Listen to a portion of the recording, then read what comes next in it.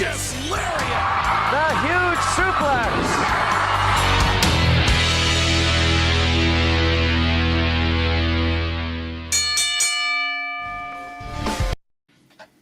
Happy Memorial Day weekend, everybody. Welcome to another edition of Thoughts Count Anywhere, or should I say Weekend at Bernie, right here, Weekend at Bernie's.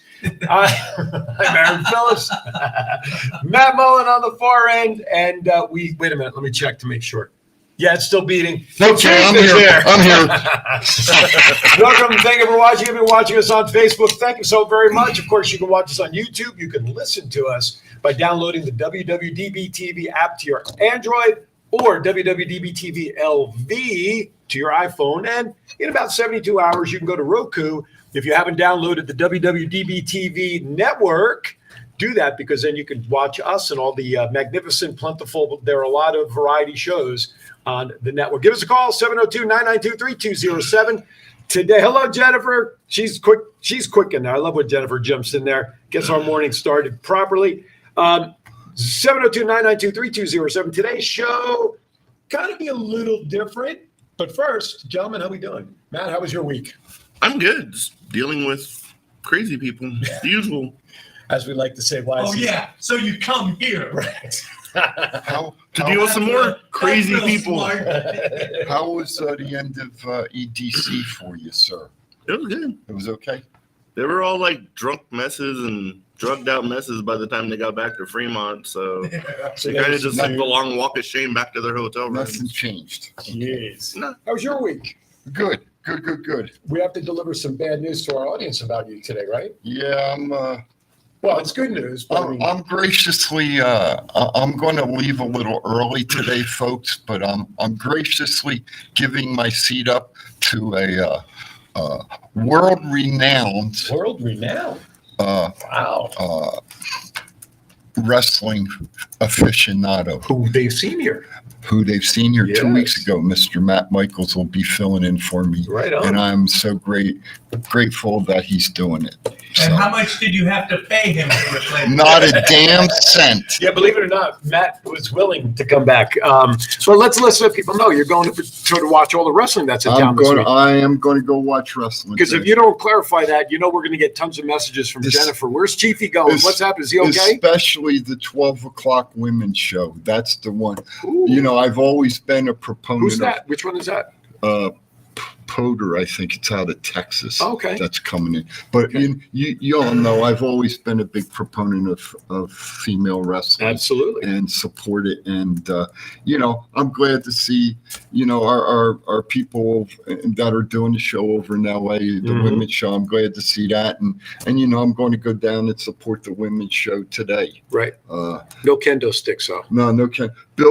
Billy, help me out, Matt. What's her name? Billy Starks? Starks. Yeah, thank you, Matt. Billy Starks. Well, knew if you asked any Matt, somebody would answer. I'm looking forward to meeting her. I hear she's an 18-year-old phenom who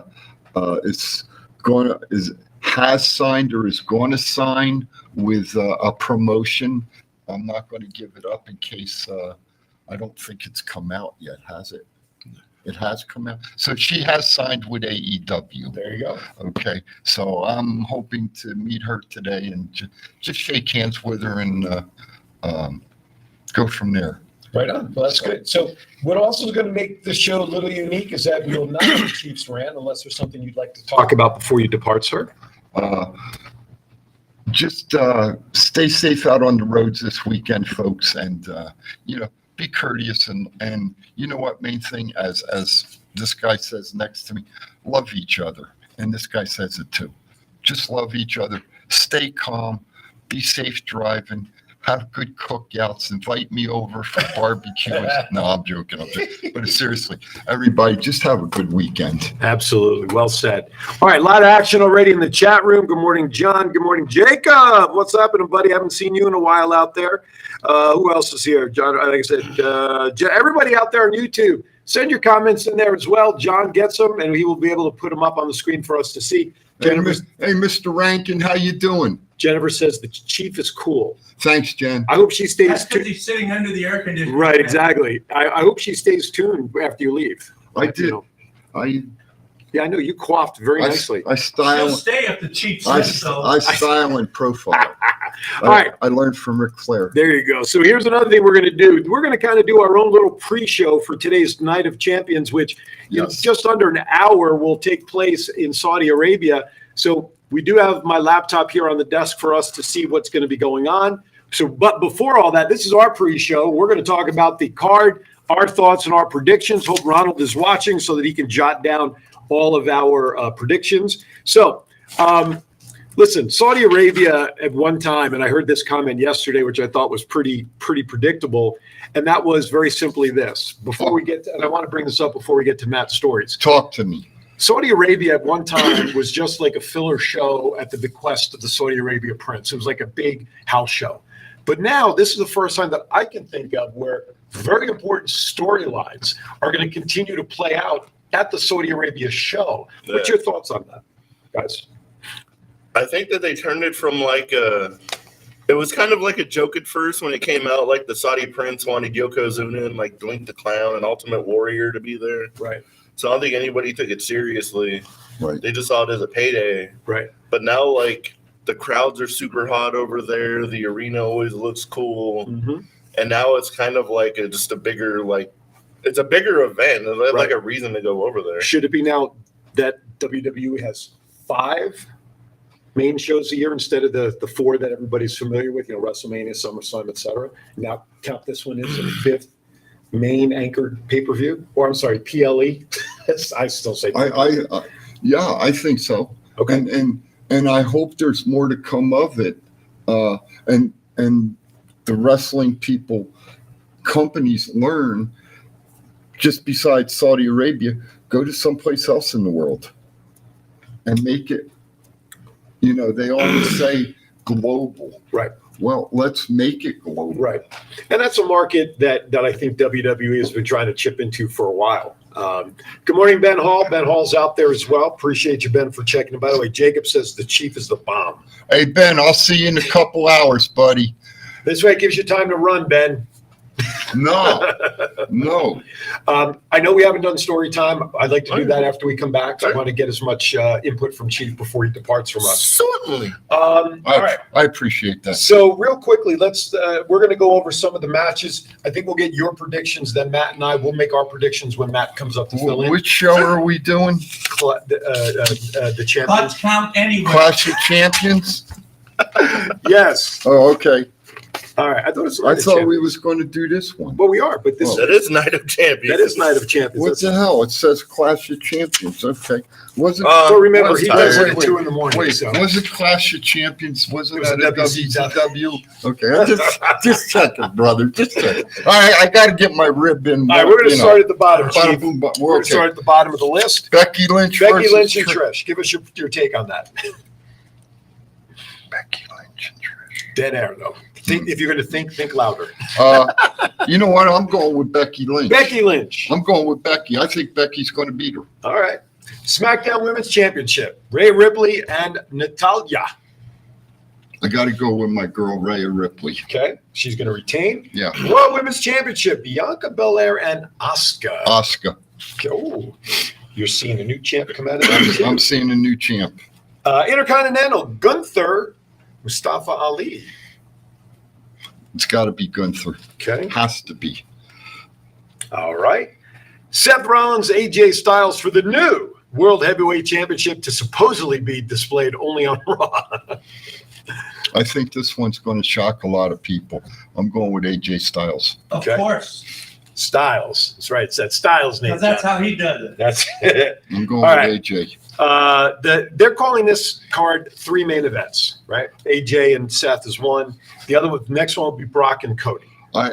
I see this one ending up as a no contest. Really? Yes. And why is that? What do you think is going to happen? I've got a feeling, honestly, I got a feeling that the man himself is going to come out. Vince? No, Triple H. No, Triple H. Vince, get down. Vince is wearing. God, never mind. Don't go there, man. Just So why shut would up, Glenn. why would- Just shut up. Why would Triple H come out? Because and get involved in this? because after seeing Monday night when Triple H tried to talk to Cody Right. about going to medical Mhm. and getting checked out, Right. and Cody refusing, I just think the storyline is Triple H is going to show up. And it's do gonna- and do It's going to what? be a no contest. He's going to He's stop. going to get He's going involved. to stop the match. It's going to be a no contest. Then Brock's going to give him one of these to Triple H. to Triple H, Okay. and Triple H might. Turn it into a triple threat.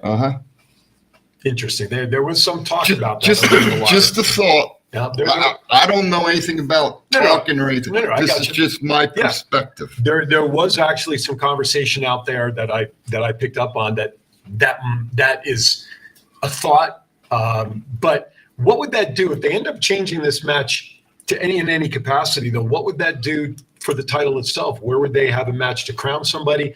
Does that even devalue then even more, in my opinion, What title? the title for AJ and Seth? They're going for the new world No, championship. I thought we was We're talking talking about about Brock and Cody. Brock I and mean, Brock Cody. and Cody. I'm sorry. There ain't no title there. No, I know, but Brock, as you're saying, though, could get involved. That maybe now we're talking No, about. not with Seth and AJ. No. You, Did I confuse him? Did you understand what I was saying? Yeah, Did I confuse him? apparently. Maybe I need to stay. maybe you stay and I'll go. No, but you had me hooked on Brock, and No, I thought listen I to- thought you were talking about that one getting No, involved here- in the championship. No. I see a no contest between Brock and Cody. and Cody. Okay, And Triple H is going to come out. gotcha. And he's going to make it the no contest. Okay, All right. Then I see Brock giving him one of these and saying, "You can't do that." And Triple H going to drop him on his head okay. with this, With the pedigree. with the pedigree. Okay. That's what I see. That let's put it this. That's what I hope happens. All right. I could be. Well, I'm listen, probably 100% wrong, The but that's surprises are that's always what good, I'd right? like to see. All right. So- Last match, the final main event, so to speak, is the tag titles: Roman Reigns and Solo, Kevin Owens and Sami Zayn. I want to say, and I'm going to Kevin and Sammy. Okay. All right. However, I could see the Usos. No, I don't even see it. The Usos are going to get involved somehow. Okay. And will it end up as a DQ? Possibly. Could be. If they do get involved, obviously they're going I have to to. give my opinion on the next segment. That's what I want to say. You can give your opinion on this one if you want. I'm looking for I'm- some help on I'm this trying one. to give Chiefs as much airtime as we can before he I'm, leaves. I'm looking for some help on this one. What do I you think Roman and Solo are going to get real close, and then the Usos are going to accidentally or Cost them. kind of Triple. purposely, accidentally cost Solo and Roman the tag team titles. Do you think in any regard tonight, Bloodline is done tonight, leaving Saudi Arabia, as we knew it? I think there's going to be a civil war in the bloodline. Oh, that's a good one. I agree with that. Yeah. That's why I asked. I agree. Could I there agree. be? Could there be something that we don't know? And again, I'm just putting this out there for discussion. That as much as it appears Solo is supporting Roman, is Solo? Could Solo be a double agent? Solo's going to be the downfall of Roman Reigns, folks. You heard it here first. And that's kind of what I'm thinking about. You know, Solo could really. I mean, the Usos are his brothers. Did you like that? That was pretty good. Huh? That was very spy-like. That was eloquently done. Eloquently. That's four, not bad. So I kind of agree with that. I think Solo may kind of be working both angles here. But after all, the Usos are, his brothers. I mean, why would you not stick with the brotherly love and create? Because Solo's name is coming up that he could be the one to dethrone Roman at some point. One other thing, remember, and we know this. There is another brother, and there is a female who could possibly come up to the main roster and get involved with the bloodline also. Even then, did you guys see on SmackDown when like Roman tried to walk away and he accidentally like bumped Solo and Solo didn't move and they kind of just looked at each other for a good second and they're like, I'm out of here. They gave the stink eye to each other. So of all the matches, that one continues to be the match and the storyline that has so many possibilities and direction. That as much as we've bitched and moaned about creative since we've been on the air for 3 years almost, this, I think WWE has handled properly with all the potential angles that can be in this. This has been with Roman and the Usos and Safa. It's been a great storyline. Absolutely. I think with Kevin and Sammy, with Sammy getting added to it, right? That kept it going. Now with Kevin and Sammy having the belts, right? It's just extending it out even more. And kudos to whoever is overseeing this storyline. And in my P-like brain, sometimes I really think it's Paul Heyman that's doing. That's exactly what I was thinking. That's doing the creative thinking and putting it together. Yeah, I was just thinking about that. Given his position with Roman and company uses him, it would be a shame if they didn't use Paul in any of the storyline in any capacity. And the gentleman that'll fill my seat when I leave, if he doesn't agree with my assessment, I really don't care. All right, on that note, Chief, we're going to say goodbye to you and enjoy the rest of your day. We're up against it for our first break, everybody. When we come back, Mr. Matt Michaels will be sitting in. Chief's got the chair all warmed up, and hopefully Matt can handle that, which we know he will. Anyway, you're watching Thoughts Count Anywhere. The rest of us will be back right after this. Thoughts Count Anywhere. Y'all watching it. These are my new tag team partners, Steve-O, a.k.a. Zeus, from the hit movie Friday, and from No Holds Barred. Hello, this is Martin Casals, a.k.a. Marty the Moth, and you're watching the Thoughts Count Anywhere podcast. Enjoy. What's up, man? It's your boy, Seven Fatu. I'm here with my man, Big Chief. I need you to check out the podcast, Thoughts Count Anywhere. This is Impact Wrestling's Dash and Chris Bay, the ultimate finesser, former Finesse Division champion, and you're listening to Thoughts Count Anywhere podcast. Hi, I'm Sean Navari. Listen to Thoughts Count Anywhere for all your wrestling news. It's not the worst podcast ever, is it? It's the best podcast.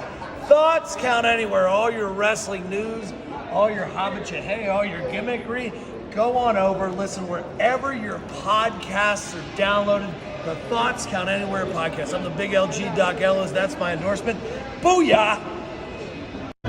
This is the Essential Character EC3 on behalf of my dear friends at Thoughts Count Anywhere. The podcast for your mind when you need deep thinking about all things sports and entertainment. Hey, what's going on? This is Axe, and I'm smashing the demolition. Hey, we want to invite you to watch every Saturday morning Thoughts Count Anywhere. Hey guys, it's Tessa Blanchard and Ozzy, and you're watching Thoughts Count Anywhere.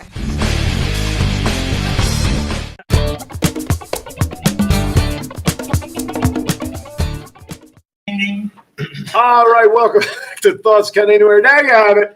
Matt Michaels sits in for us now as Chief is going on his way to enjoy some wrestling here in town. This is a big wrestling weekend here in Las Vegas, Matt. Welcome back, man. Hey, thank you very much. I don't know how we invited you back another week, but it happened. The show's demographic had to get younger. Well,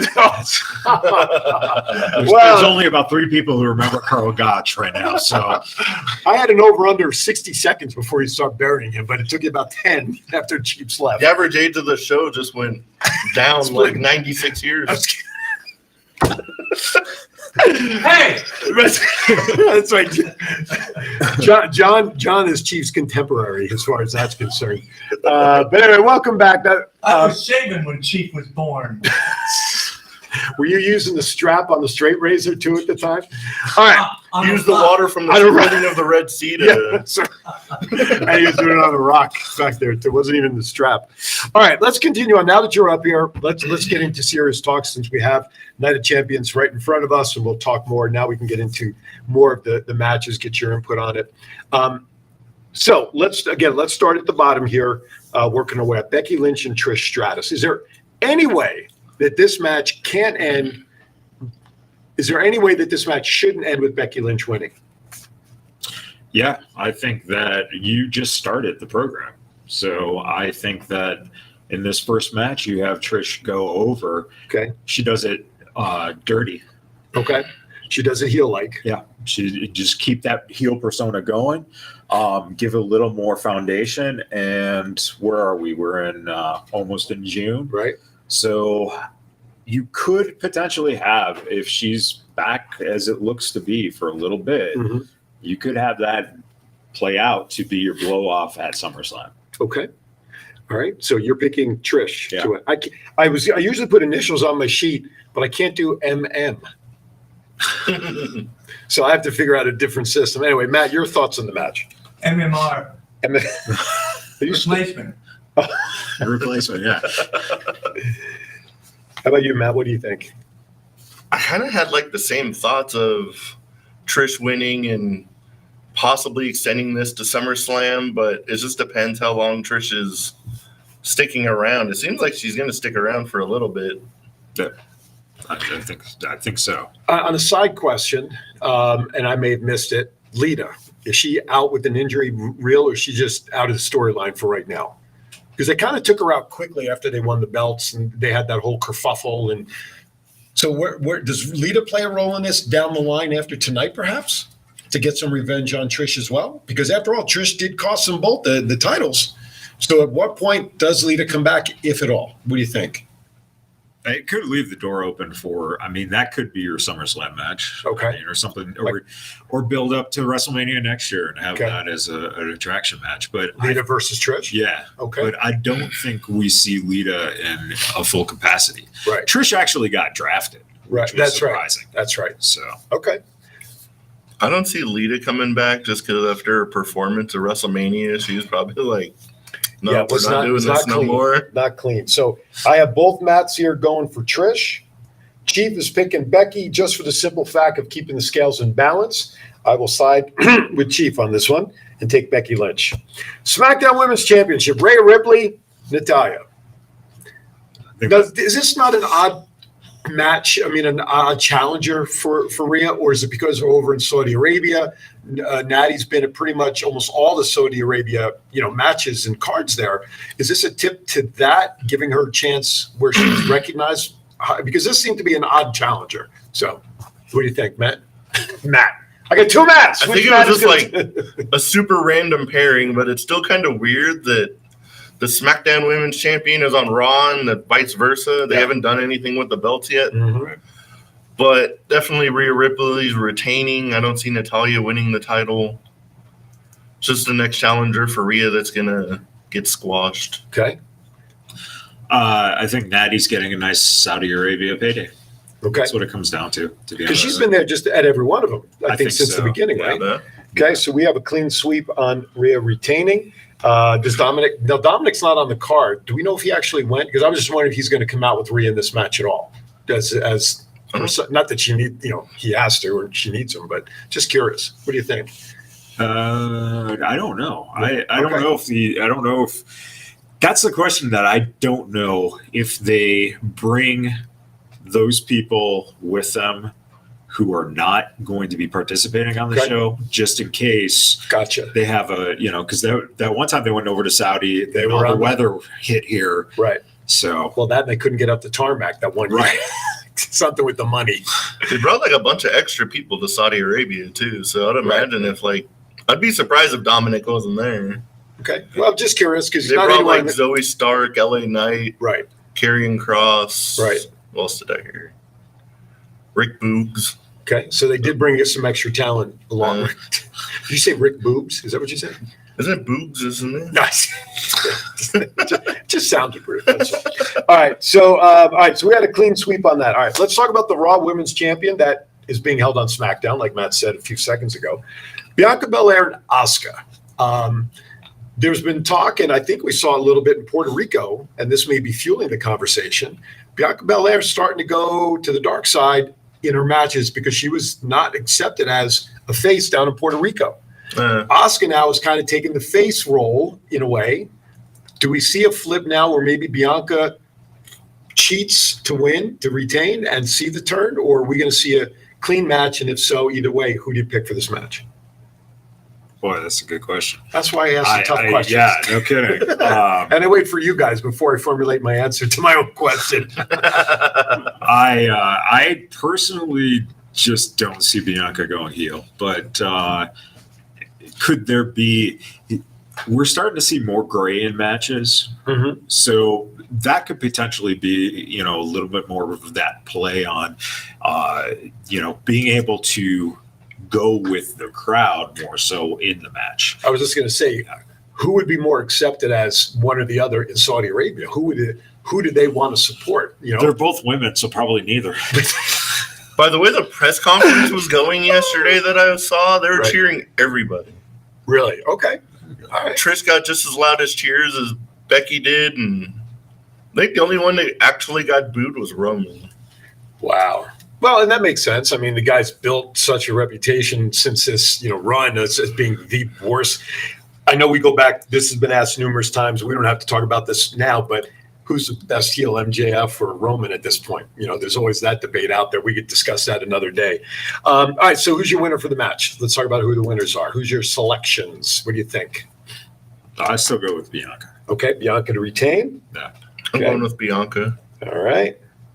And I'm going to make it the trifecta, and I'm going to take Bianca to retain as well. To me, I think most of the championships, I can't think of a championship that was lost in Saudi Arabia. There might have been one or two. I think somebody came back with a title. Maybe it was Brock came back with the title. I don't remember. But they usually don't switch belts in Saudi Arabia. But again, with story like we were talking about in the first segment, up until now, this was just a big house show. This is really the first year where they're there, where they're maintaining the storylines and progressing storylines. So who knows what'll happen? Well, we could be all wrong. By the way, Ron, I hope you're out there taking notes on who's picking, because I can't read my own handwriting. All right, Intercontinental Champion, Gunther, Mustafa Ali. This looks like a David and Goliath story from the get-go, just based on size. What do you think? I hate the fact that it was a rushed match. Okay. I really don't like that in AEW. I don't like that in WWE. You mean calling for this match? Yeah. Where did Mustafa come from? Right. It was just they're going to give him the opportunity to wrestle in Saudi Arabia for the title.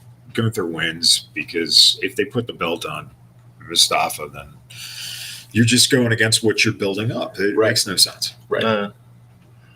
I think Mustafa Ali is just getting the shot just because of where they are, honestly. Okay. But he better use this platform as a way to help himself step up. Right. If he can put on an incredible match with Gunther, maybe management will be like, hold on, maybe we really should do something with this guy finally. Well, they had to think something was there, because even though this is like his, WrestleMania moment per se, if they didn't think he can do a good job against Gunther, regardless of where they're holding the card, would he have gotten a shot?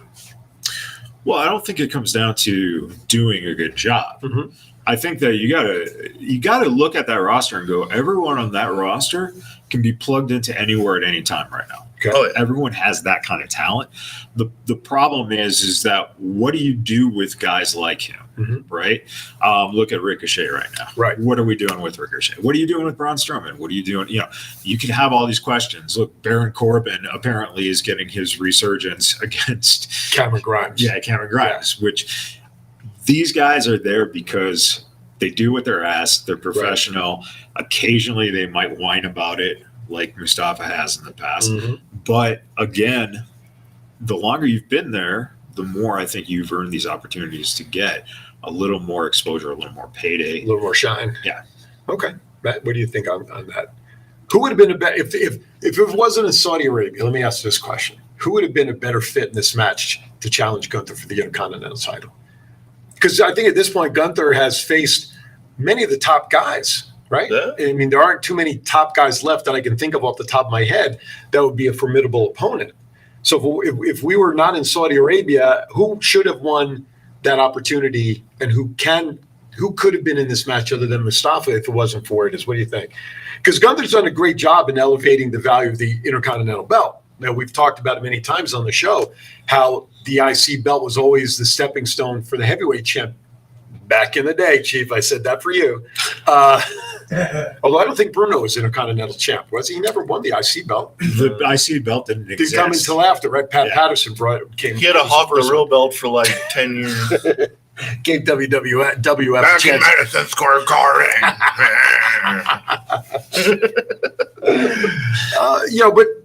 We're talking about moments, okay? The one thing that is obvious that I don't like about certain matches is when the obvious is there. Like I think we're all in agreement. Gunther's going to win. Right. Does that take any shine off the match and the card when there's just some matches on you look at and say, look, there ain't no way in hell Mustafa Ali is going to beat Gunther because Gunther gives him one chop, he'll break in half. You know what I'm saying?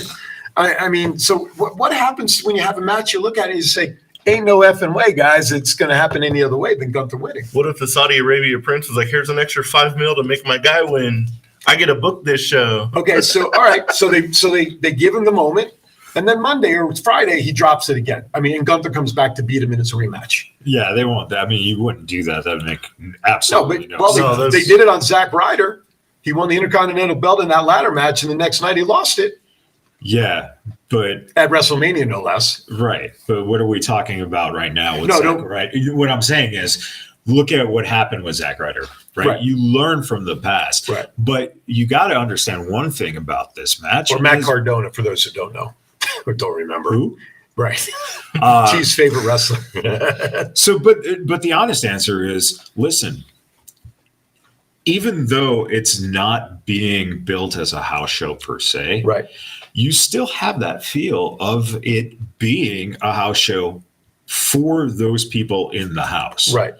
So this match, you put a guy like Ali in so that they have someone to cheer for. Mm-hmm. He's not going to win, but we're jaded. Right. So we understand what's going to happen. Right. They're not necessarily jaded. Like Matt said, if you're cheering for everyone at a press conference, your guy who, will get a little more shine in your country.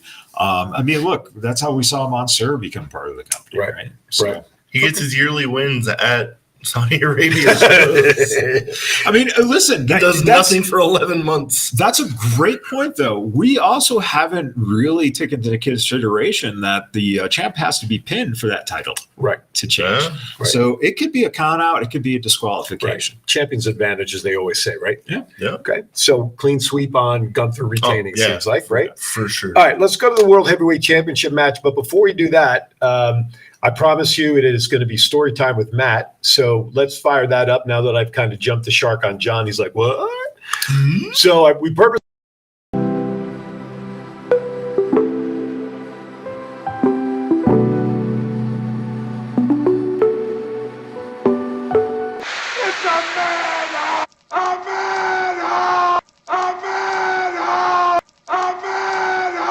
And now here is your storytelling host, Matt Mullen, the Mr. Rogers of the Fremont Street neighborhood. Take it away, Matt. What's happening in the neighborhood? Okay, I got a good one. People in Fremont are fucking stupid. There was a guy who went into one of the souvenir shops and robbed the place. Got like a couple $100.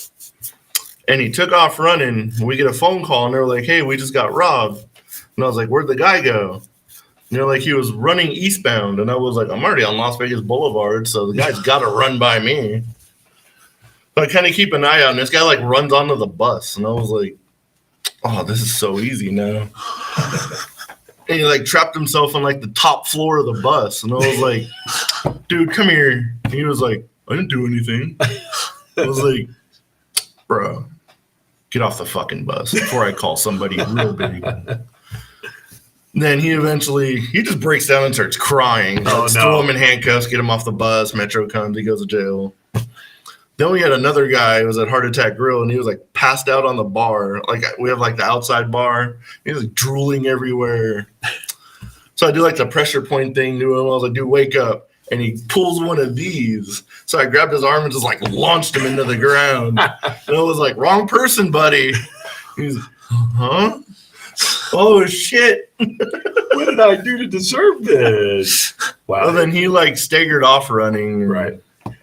what are your expectations for the weekend down there, Fremont? I know what you said earlier, but realistically, a weekend like this, I mean, you're gonna have there's a lot of people, right? But like weekends like this, there's also a lot of cops downtown. Okay, so they up the security, obviously. Yeah. Okay. There's a lot of city marshals and Metro just hanging out. Yeah, because not only do we have the Memorial Day weekend, but as we've been talking about, there's a shit ton of wrestling that's in town, and I'm sure a lot of people are in. As a matter of fact, Tom Crawford, like, how old was the guy on the bus? Like 24. Oh, so mid-20s. 25. Okay, so he really can control himself.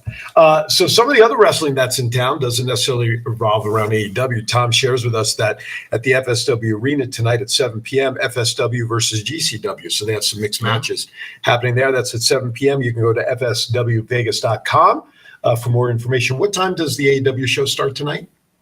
Tomorrow at 4. Tomorrow at 4. They don't have anything going on tonight, right? They have that extremely expensive fan fest. Yeah, that's right. Cheap. Well, we were talking about a $180 autograph from the Gun Club. Go on down to the MGM Grand Ballroom. I don't know. For that price, I better get scissored. I'm just saying. Scissor me, daddy. Oh my gosh. All right. Well, if you don't know what that means, folks, look it up online. All right. Whoa. I know. I left it out there for the discriminating minds. Not safe for work. It's not safe for work. Don't look it up while you're at school or work. No school. School's out. But it is a Saturday, so they can't look it up at school. All right. Let's get into the triple main event status. The first one, who's going to be your new heavyweight champ? Rollins or Styles? Chief pick Styles for this match as a surprise, as a swerve. Because we talked about last week, Seth is on the new movie, Captain America, right? Or the Avengers, whatever it is. So how much time is that going to take away? Will it affect at all? So what's your thoughts on that new heavyweight championship? I think this is more predictable than the Gunther versus Mustafa Ali match. You have the SmackDown guy versus the Raw guy for the Raw championship. Seth Rollins is winning. I think that's been in the cards since Cody got taken out of the triple threat match because everyone assumed Cody was automatically just winning the belt. Right. Once he got out, Seth. Okay. Chief is onto something in an extent of what I found interesting was I'm cutting his part out. Well, it was interesting. Mike's just went dead. Because he didn't pay the internet bill. Did I really just say that?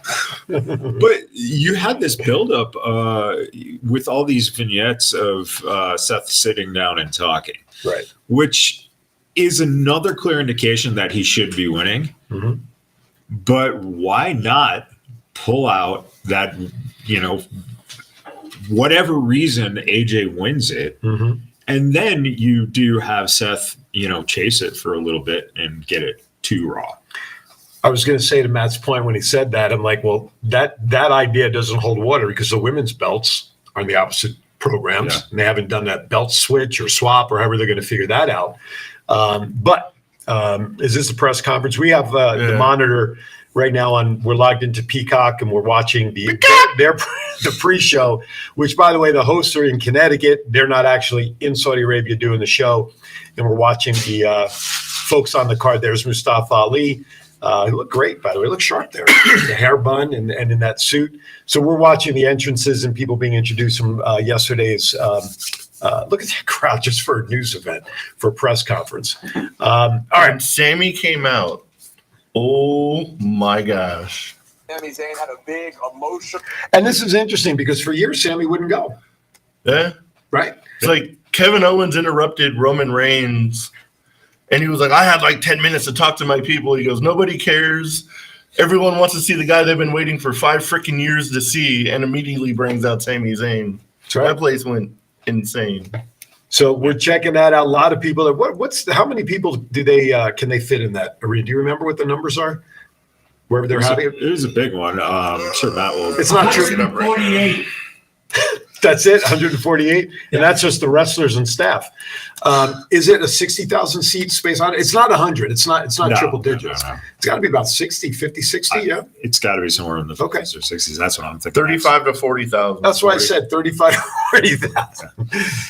Wow. And it's not an actual arena, right? It's set up in a different space for it, right? I mean, No, it's an actual. Is it an arena there in Saudi Arabia? Yeah, it's a big ass dome. Oh, okay. So it's a domed arena. Okay, there you go. It's like a boob. I knew boob would come up again somewhere along the line. Rick Boobs. Anyway, all right. So you got Seth. Matt, your thoughts. Matt Mullen. I give my thoughts first. Yeah, he said Seth. He says so. See these two Matts up here. I'm going AJ. You're going with Chief. Yes, I am. Oh my God! I think the ground just rumbled underneath me. I wouldn't honestly be mad if AJ won. He's like been one of my favorites since like early TNA days, but I just think like writing on the wall, and then we end up getting Lesnar and freaking Rollins at SummerSlam. So so AJ wins. Let's go on that premise. Does the Bullet Club get switched over to Raw and 3 people from Raw move over? Because they've done that too, where they forget the brand split and shit. They can move people around like no tomorrow as much as they want to. Yeah. I'd like to see the belt, if it's a Raw belt, which of course USA Network wants the belt on Raw, right? That it gets there somehow. If AJ does win it, it'll be interesting to see how they have Seth or their next challenger from Raw. We'll just say it that way, because it may not be Seth afterwards, given if his schedule for the movie shoot is too tough to get around. They have to have someone else come up for it. How long it might take before the belt gets onto Raw like it's supposed to. So the answer to that is that we find out that there is some kind of contract stipulation because of what the match was. Right. That when AJ then wins the belt, he is now on Raw, and Raw has to trade someone over to SmackDown. Would they then? But I wouldn't bring the whole. You wouldn't bring Gallows and Anderson over? No, I think they punished them even more for no reason. Wow. Interesting thought there. Okay. Chief is not in the house. That's right. That's why we're having a nice conversation. But John, on the other hand, has his hand raised. I think things are about to change. John? As a non-mark, okay? What an interesting perspective. All of this stuff that you're talking about. Yes. How can you have any confidence in it at all, given the writer's strike? I don't know, man. And I'm surprised that the wrestlers are actually wrestling on TV instead of. Well, they're in Saudi Arabia, but they're in Saudi Arabia. There's no writers out there. But they haven't stood with their brethren and struck. Because the people in the acting guild usually will strike as well. Right. So, and we haven't seen any of that. So I don't know. It's a great question. They haven't paid their dues. In more ways than one. Wasn't there a time, though, in creative, weren't there Hollywood writers they had previously, or they had some sort of TV writers that were part of SAG? If that were the case, it would be interesting to see what those individuals would have done because of the strike. Although this is reality. Maybe Vince McMahon's wet dream come true. I gotta write the whole thing again. You guys ain't coming back. You're fired. That's it. I mean, God, I love that. It happened. That's because there was the strike about 15 years ago. Right, I remember that. And during that time period, you probably had Freddie Prinze still there. Right. I believe. I think so. But even if not, you had 1 or 2 people who were part of the guild. So right. It happens, but just like they don't need to have an actors union representing them, right. They get around it because it's sports entertainment. Right. And how the hell these guys have been able to pull this shit off for this long, where you don't get fined by the athletic commissions because you're entertainment, right. But you don't have to have your talent registered as part of union guilds with entertainment because you're sports. Right. The fuck is that all about? Hello, left hand meet right hand. Exactly. Although Vince McMahon, hey, gotcha, bitch. No, it's more like this. That's it. Yeah. Take me out for a drink first. But anyway, with the writer's strike, they're talking, all the TV channels and networks are all gearing up for reality TV because that is not involved with a ton of script writing. So obviously wrestling falls really into that as well. It is a sense of reality TV as well, that the writers they're important, but not in terms of the guild is concerned. But Chief does bring Chief. God damn it, you're going to call him Chief now too. John JPEG. Man, I'm having a tough. This is what happens when you start filming stuff at 7:20 in the morning, folks. So I told you that energy of doing that. I'm wiped right now. I told you would be. That's jeez. But anyway, so it's interesting to see how this all shakes out. But let's give kudos to the creative, like we talked about before. They've done a great job with the bloodline and all the different possibilities of how they can work with the bloodline. I think we're all in agreement that that's probably been one of the best things that they've done in like many years. I think that Vince has given up like a stronghold on like creative. I think creative has changed a lot. Like I think they just give them like these are like the major things that are gonna happen, but there's no more like, hey, here's your script for Raw. Remember it word for word. Right. There ain't no more of that. And it's just you guys are professionals. Do your job. Because of the writer's strike. Because of the writer's strike. All right, let's go. Let's try to get these last two matches in before we go to a break.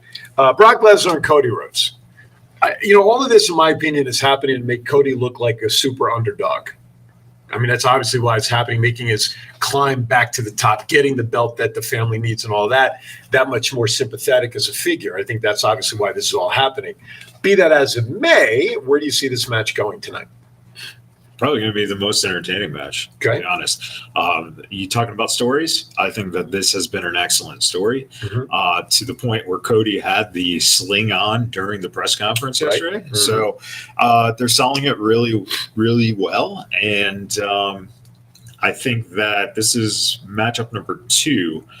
Cody probably, if they go for a third, if they go for an actual blow off, then Cody loses this match again. He has to. Okay. Do you think the original attack, when Brock attacked Cody from behind in what was supposed to be that tag match again with Roman and company, do you think there's any way that Paul Heyman orchestrated behind the scenes negotiations with Brock to take Cody out?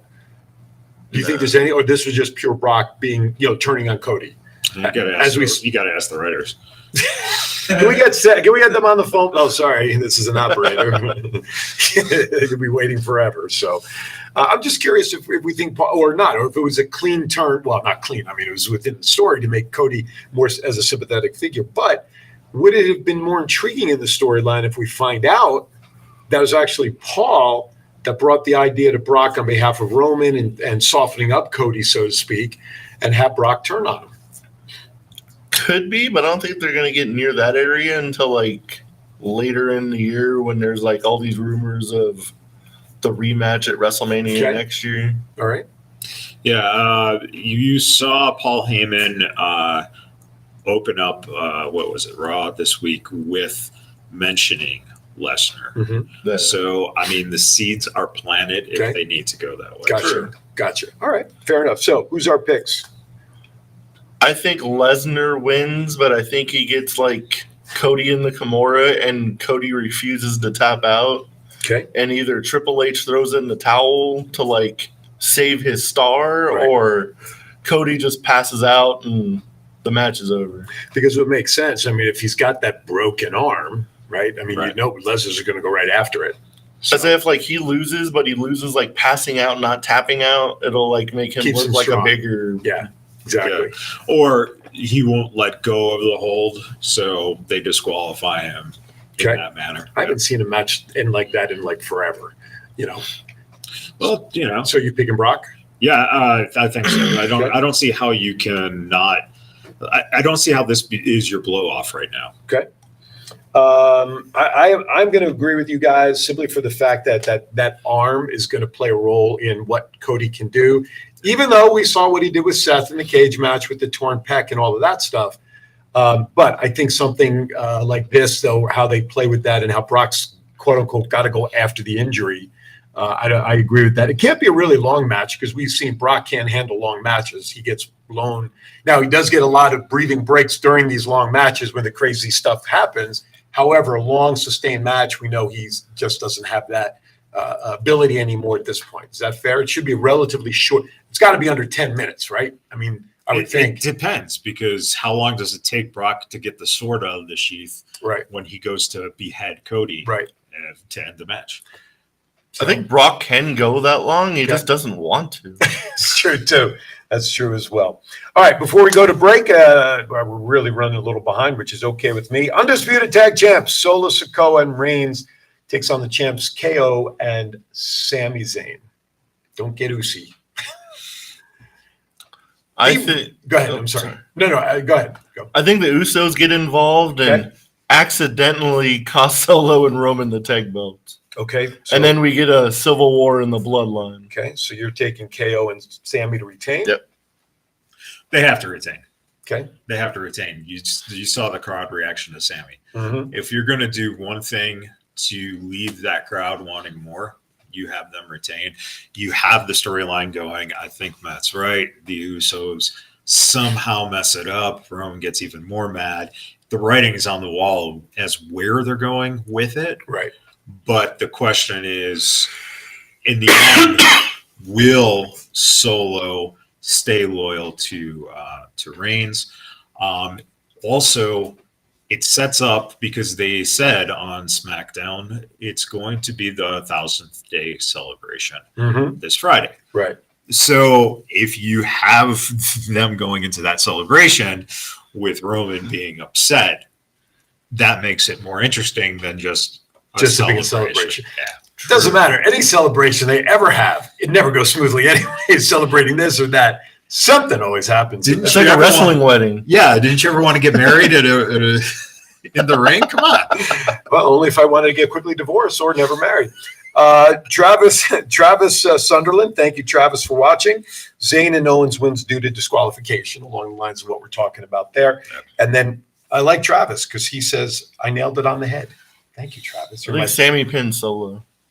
Yeah, you know, even Sami's got to get the pin. Right. I was going to say, and Roman ain't taking it. No. So if it does end clean, that's got to be the way it's got to go. That would be a wild way to end it. Have Roman actually get pinned, but since it's a tag match, right? It doesn't. That's the last time he's been pinned, right? He's in tag action. So yeah. And they're not counting that towards his streak, but that's okay. All right, we got to step aside for a quick break of our first hour. Right now, we come back. We got a couple of rumor lines to talk about before we wrap up hour number one, and that means in about 9 minutes, Night of Champions will be kicking off. Don't go anywhere. TCA with Matt Michael sitting in for Chief. We'll be right back. To Infinite Wellness, a woman-owned family clinic in the heart of Las Vegas, specializing in regenerative medicine. Our stem cell and exome therapies have helped patients avoid surgery, repair joint tears, improve CTE symptoms, become pain-free, and continue activities they have grown to love. Whether you need to begin your health journey, stay at your peak, break through a barrier, repair your body, turn back the signs of aging, or boost your beauty, Infinite Wellness can help you achieve your goals and reach your potential. This is John Cena. I just wanted to send you a congratulations on your podcast. Thoughts count anywhere. Because indeed they do. Thoughts are important. I mean, what would we do without them? And how can they not count anywhere? Is there a place that thoughts don't count? I can't think of one. Well, I just wanted to say thank you very much, congratulations, and good luck on the podcast. Thoughts count anywhere, because they do. All right, welcome back to Thoughts Count Anywhere. We have less than 10 minutes left here in the first hour, so let's go up to some rumors that we usually start with. I hear voices. We are going to start off with the fact that the main event for WrestleMania 40 will be, not could be, should be, woulda, coulda. It will be Reigns and Cody Rhodes for WrestleMania. Hey, Billy's 40. here. Who? Billy? Billy's here. Oh, Billy's there. Oh, Billy. Roman's reign. Oh, that's very nice. Billy needs to end. Billy is one half of the business we were talking about before the show with the coffees and stuff. Planet Harvest. Very well punly stated there, Billy. Roman's reign needs to end, but not before 1,000 days. He's got to hit 1,000 days. He did yesterday. Oh, no, but I'm saying, okay, but they have to have the celebration because the next guy on the list is Pedro Morales at 1025. Do they, they try to, because then after that, it's a very short list of who's ahead of them. Hogan, Backlund, Bruno. There might be one more in there, but I know those are the top three in terms of the longest reigns. Longest reigns. Hogan and boring.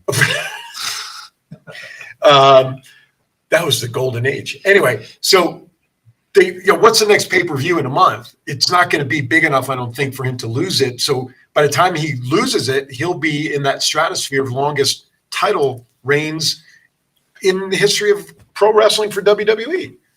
He doesn't So lose far. it. So far. He doesn't lose until WrestleMania. Okay. I don't know what the numbers are on the other guys. If he holds it until WrestleMania, that may put him very close to number one. Well, certainly may not be Bruno. Bruno's had it the longest. I don't know if anybody's going to touch his record. It would put him close to Backlund. Yeah. Because Backlund had it for about 3 years. Yes, so. exactly. So Backlund could be next on the list once he passes Pedro Morales. All right. So let's go on. So, all right. So do we think Reigns and Rhodes will really happen at 40? And is that the place where he loses it? At WrestleMania with Cody finally?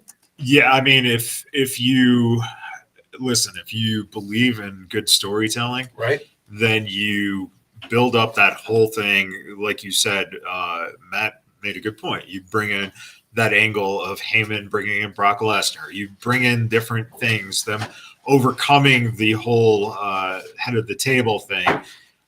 You just make the obstacles even more to the point where, Cody looks broken, Roman looks broken.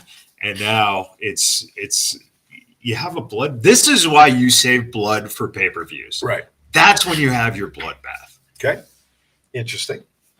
Number 2, rumor is AEW is considering adding more pay-per-views through the year.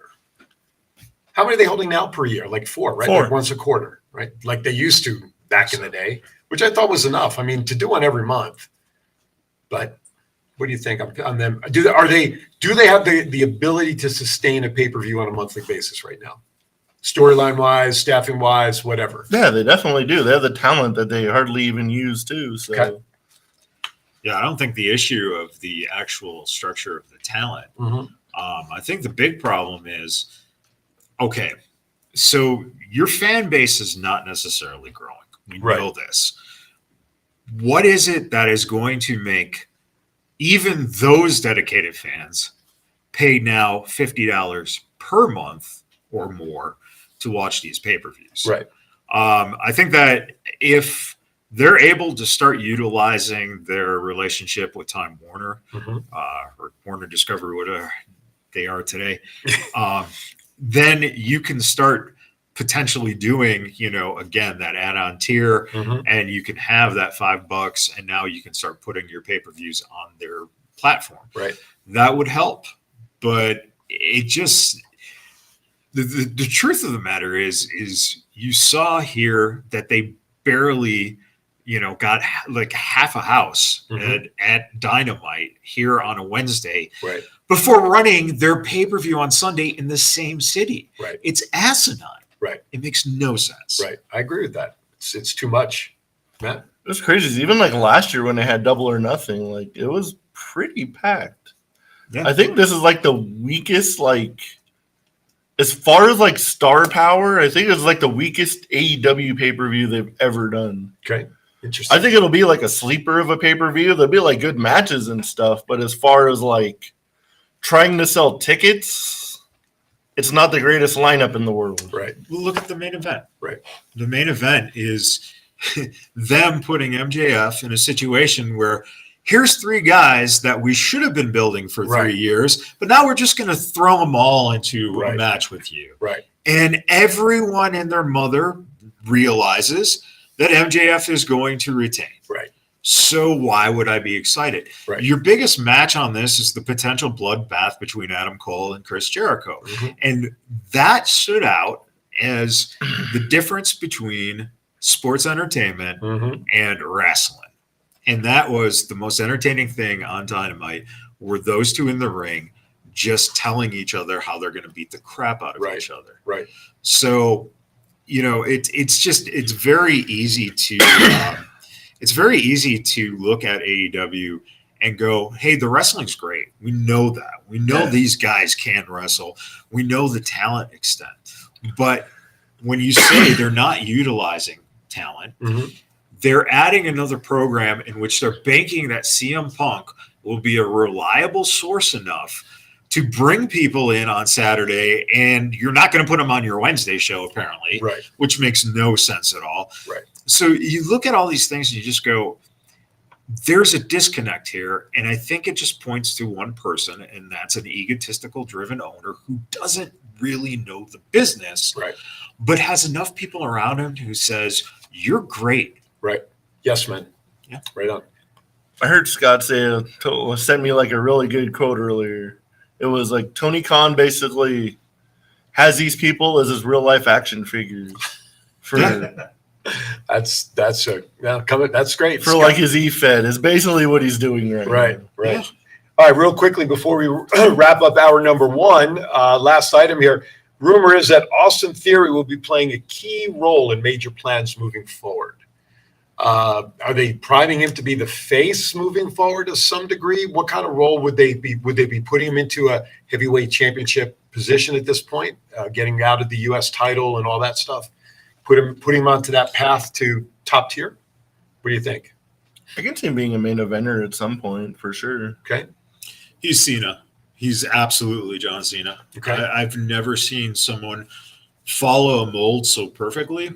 And it's no coincidence that they just, brought in a new belt. Right. That is a championship where if he wins it and he's on Raw and he's the champion, you have a heel champion then who you can absolutely have people chasing. Right. And they've just matched him up with Pretty Deadly, on SmackDown, right, with, them coming in and interfering in that match. That actually looked like an intriguing matchup because those two guys are the perfect lackeys. If they could put those three together, I think you could see a new stable. All right, there you go. All right, we're at the end of hour number one, just in time as Night of Champions is getting ready to kick on here momentarily. When we come back, we're going to get into hour number two. We're going to kind of do a preview, review, reaction show here. If you got to be honest, if you don't want to know what happened, you might want to. We'll give you like a disclaimer when we're ready to say what happened. 30 seconds in, Sammy just got pinned. What's MJF at Night of Champions? Hour number two, we'll be right back. D'Lo Brown, if you want to be part of one of the greatest podcasts on the world, Thoughts Count Anywhere, every Saturday, 9 to 11 Pacific. Now recognize that. Hey, everybody, Aaron Phillips, and I am standing with Anthony Miller. Hey, I have a quick question for you. What's the name of your favorite wrestling show? Thoughts Count Anywhere. What a convenience. Saturday, 9 to 11 a.m. Pacific. If this guy watches it, better watch it also on Facebook. This is your Warlord of Weird Sin Bodhi, and you are watching Thoughts Count Anywhere right here on Facebook, Saturday mornings, 9 a.m. till 11 a.m. Pacific Coast time. Stay tuned. Do I look like I'm clowning around? Buddy, I'm Aaron Phillips, and I am with the legend. And Sabu, you were telling me earlier about a special wrestling show that you really like, and that is what? Thoughts Count Anywhere, that's a coincidence. The same show that runs Saturdays, 9 to 11 a.m. Pacific, right here on Facebook. You better listen to the man to watch. Aloha, this is April Hom, the Royal Hawaiian from Glow, and you're watching Thoughts Count Anywhere.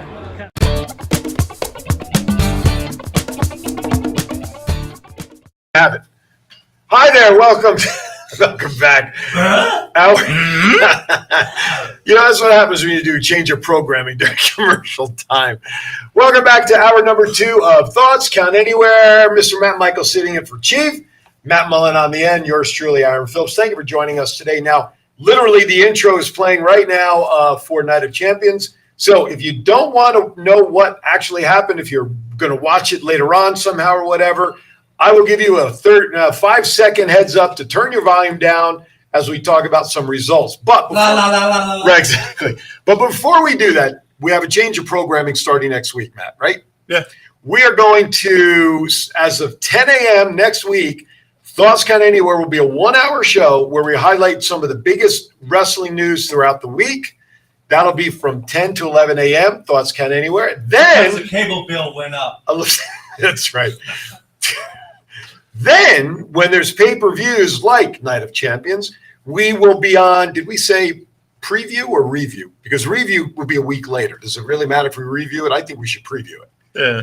So 2-hour show the week before or even the same day, more than likely, when a pay-per-view is on. For our 2-hour shows, we can talk about not only the news during the week, but also focus on the pay-per-views that are happening or the WWE pay-per-views that'll be happening. So please note, it'll be on social media. It'll be on our website, thoughtscountanywhere.com, which, by the way, go to the shop tab. We have some great shirts up there, like the one I'm wearing. We don't have the jerseys up yet that Matt is wearing. We don't have any Vegas Bad Boys jerseys, so don't expect to find that on Thoughts Count Anywhere. But, well, maybe someday. Yeah. Maybe. Hey, what happened never to know. Chiefs Grant? Wait a second. I was waiting for you to So tell me never how to say read never. it. All right. So during the break, Matt said, you know what? I want to go on a rant about something. So we decided as a fill-in, we do have a Chiefs rant. That'll be hosted by Matt. So Instead of Chiefs ran, it's Matt's meltdown. there you go. Oh, that's good. We need a new intro for Matt's Matt. Go ahead. Take it away.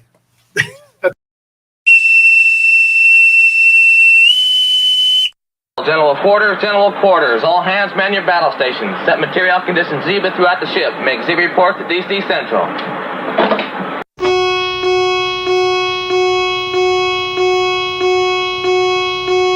Because the chief says so.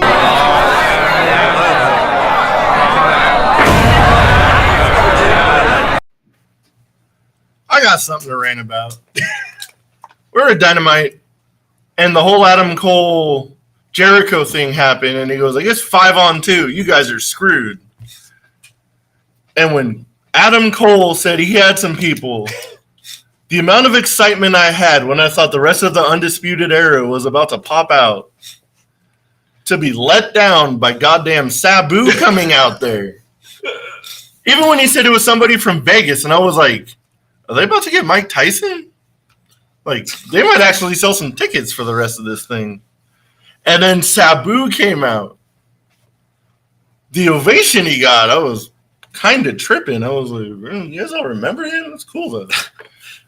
Well, it's because most of that crowd, don't forget, are 40-plus-year-old virgins. So very true. 40-year-old virgins. I was sitting next to some of the weirdest goddamn people. Oh my God. I mean, we saw at Scott's last show at Sam's Town. Sabu was there. Yeah. One of the commercials we have for it is there. But guy was barely able to move, and obviously he's gone through a lot. I mean, so obviously all the years of wrestling has caught up with him. No question. What could he bring to that match, to even the odds? Now he's going to throw a chair at somebody. That's literally all that's going to happen. He's literally called the special enforcer for the match. I see him at the Nerd all the time. He can like barely move around. Right. He's a super cool guy, but I will say this. Even then, with like, do you guys ever keep an eye on his Twitter? No. Like, how was anybody in AEW okay with him showing up? I will say this. He is a client of Infinite Wellness, if that means anything to anybody out there. So right and now. I saw Taz like right after the show. I Yeah. just wanted to be like, what'd you think? Because I heard what he called Taz. I was like, why? Right now, AJ Styles is making his way to the ring. The ramp the first match? Yeah, the ramp looks like it's about 3 miles long. It's taking him forever to get there. So yeah, the ride camels over there. That's see Bobby Heenan. The return of Bobby Heenan, right? So AJ Styles, Seth Rollins is kicking off the card tonight, and AJ looks like he's getting a nice reception from the folks there. I don't have the sound on, purposely muted so that it doesn't interfere with what we're talking about. So that is going to get you sued. Or get us sued, right? That's true. Well, they're not seeing it, though. They'll get you for that audio. Yeah. WWE. You don't listen. That's true. I've gotten the cease and desist. Have you really? Oh yeah. They have flagged some of our videos in the past because of some of the stuff we had in that opening at one point that we have. When we were, Who won WWE? That's what I thought. That's right.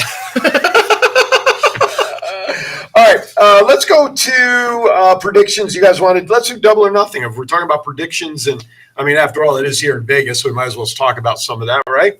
I'm going to start again at the backside first match there, although we're just talking about it, the Chris Jericho Adam Cole match with Sabu as the special enforcer. Guys, what do you think about that match? What do you think is going to happen? Pick a winner. If you don't have much to say, just pick a winner for the sake of picking. I think there's going to be a lot of interference involved. Sabu's going to start throwing chairs. I think since Britt Baker's not like on the card, she's going to get involved in this thing somehow. Okay. But Adam Cole comes out on top. All right. Yeah, you'd be insane not to have Adam Cole win this because, again, you had him handcuffed watching his wife getting beaten in front of him. Right. So if he doesn't win this match, then why even do that? Right. So, Right. yeah, it has to be. Okay. By the way, thank you, Matt. That was good. That was your rant coming from Zachary Luciano. Oh, Zach, yeah. Work with him. There you Heart go. attack real. Wait, he admits to knowing you? I know, right? So you guys are picking Adam Cole for that? Is that correct? You're going with Adam Cole? All right. I'm going to make it a hat trick. I agree with you guys. TBS Championship, Jade Cargill, Taya Valkyrie. I'm going to take Jade to retain. Bathroom break. That's any Thunder Rosa match. Oh, jeez. But Jade retained. All right. Yeah, Jade retains, but why? I Doesn't just matter, does it? Don't get her. Why still after like 400 days of champion does she still go against jobbers on like the regular? Seth Rollins' entrance attire is quite interesting, shall we say. How would you describe that? I listen to Chief on a fucking meltdown right now. It's going to be like Jade Cargill's like Bruno Sammartino. She wrestles a bunch of jobbers in big arenas to retain her championship so she can pad the numbers to a longer number. I was going to say, isn't she on some winning streak? Like They're doing the Goldberg. Okay, right. And it's fucking ridiculous. Right. And Seth Rollins is wearing a dead animal. I was going to say, Is that what it is? well, as a broadcaster, how would, go nuts. how would you describe? Well, I see leopard print on it, so it might be a dead leopard. Yeah. Right? Dead Leopard, one of my favorite rock groups. Oh, that is Def Leppard. That thing's so big, it looks like a couple leopards it took to. Yeah. I would hope PETA would be looking at this and wondering just what the heck's going on. Someone in PETA is shaking right now. Oh, that's true. Saudi Arabia. Never mind. Anything goes, man. That could have been left over from dinner for all we know. Anyway, jeez. All right. So we're all in agreement with that. All right. Anarchy in the Arena, BCC versus the Elite. That match is going to be insane. Okay. Should we put the over-under of Moxley bleeding within 2 minutes? It's 2 minutes? I'd say under. under for sure. I was going to say more like 30 seconds. He's probably just going to hit his head. He's going to come out bleeding. Yeah, I mean, honestly. I wonder what Renee thinks of all the bleeding that he does in his matches. She freaks out.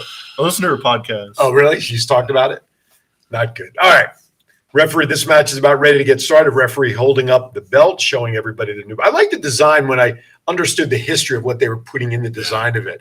I thought it was really, because at first I just thought it was over the top, but then when they actually put a video out, I think the last day or Something two. about Bruno on it. I must buy it. Showing a lot of the history and legacy of why the belt was made over the 10-year nod to WWE.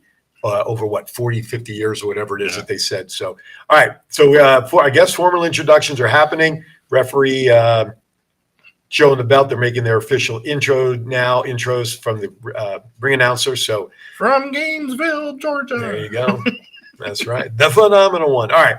So this pay-per-view started at like 10:01. I noticed it on the clock, at least our clock time. It's now taken 12 minutes for match number 1 to the introductions. By the time, and that entrance ramp is long, like most of these pay-per-views have now, right? WrestleMania ramps were long usually. WrestleMania is long as hell, right? This one here, I think, is going to rank right up there as one of the longest entrance ramps. All right, so that match is finally going to get started after quite a lengthy time to get this thing going. All right, let's move back though. So, who are you guys picking? We're still on Jade. No. BCC and the Elite. Oh, duh. Don't sound like me. It's rubbing off. I know. All these years, I know. I'll go with the B. Oh, no, I'll go with the Elite. Okay. Matt? Yeah, I think the egos of the Elite. Okay. Yeah, they I don't think they'll allow themselves to lose the big pay-per-view match, especially with Adam Page being back, because God knows Hangman Adam Page makes such a difference. I think there's going to be like a huge pop when he takes his eye thing off and hits the lariat that CM Punk can hit like 5 times last year. All right, women's championship. Jamie Hayter, Toni Storm.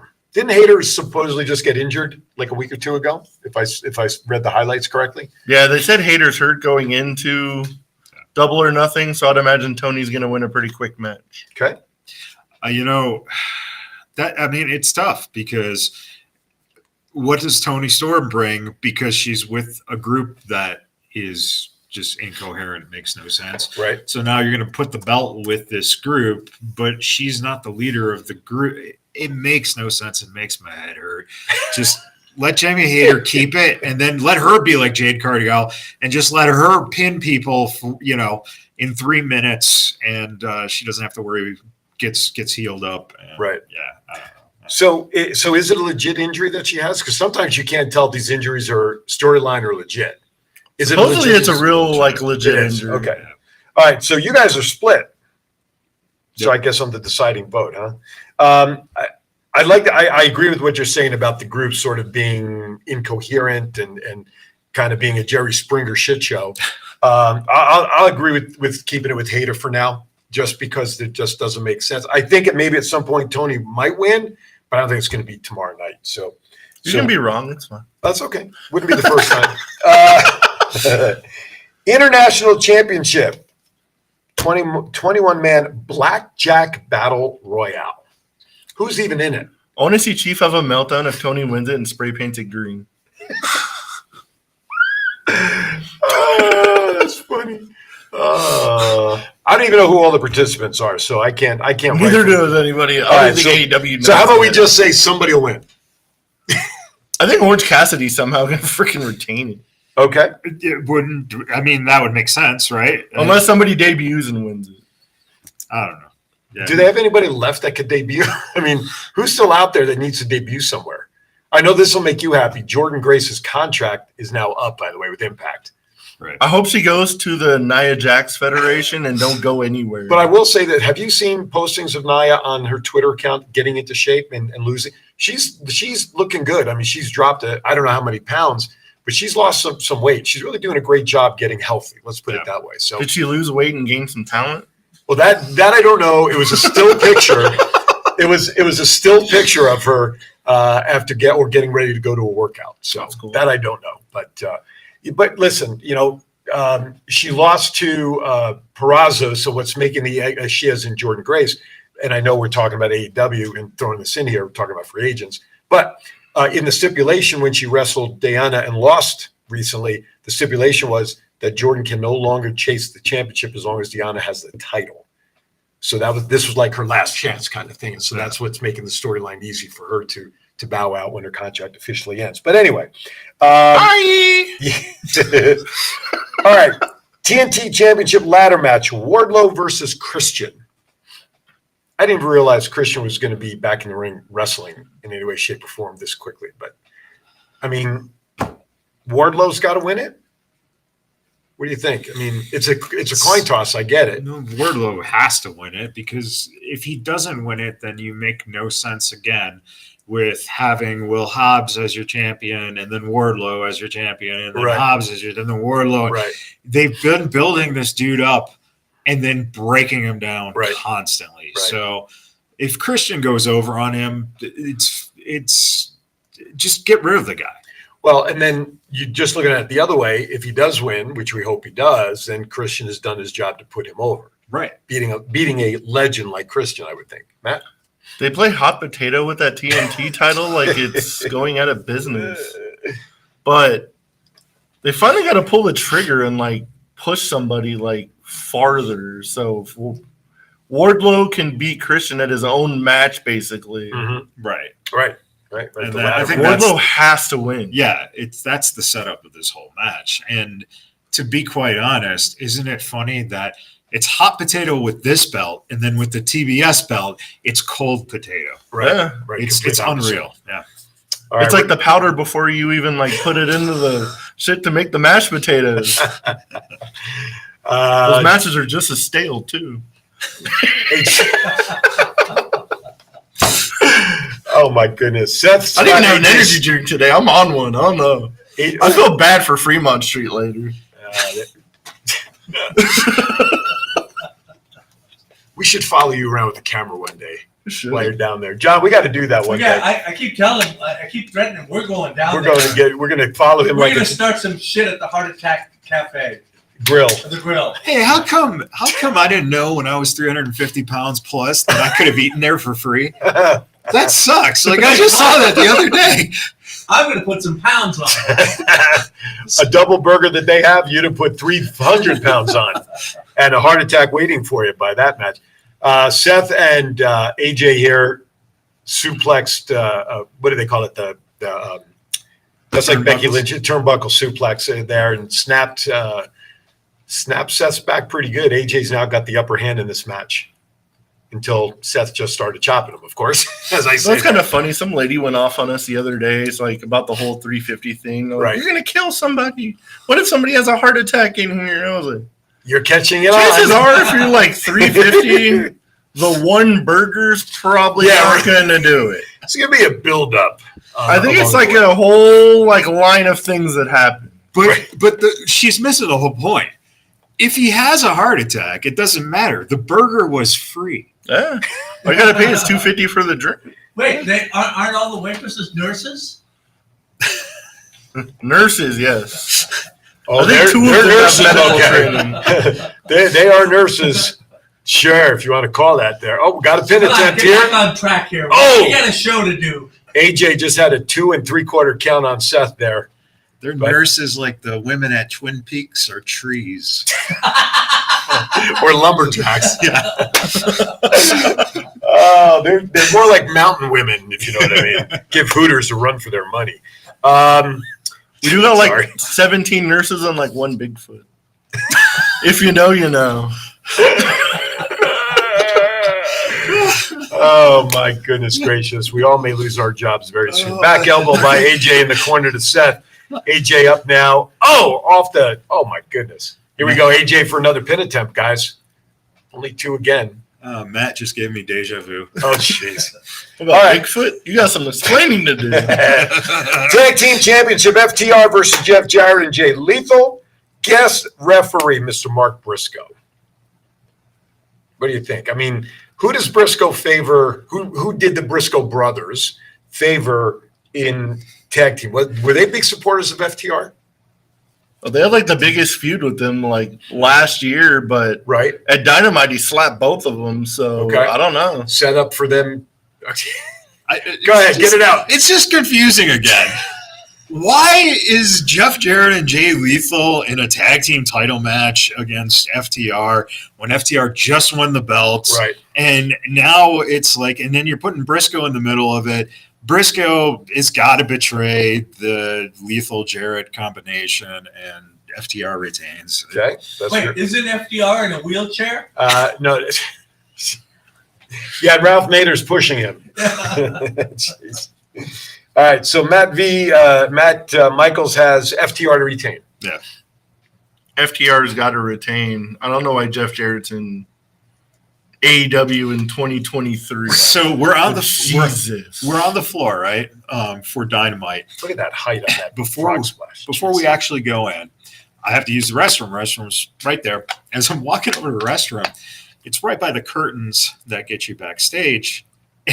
Jeff Jarrett is walking out of the men's restroom.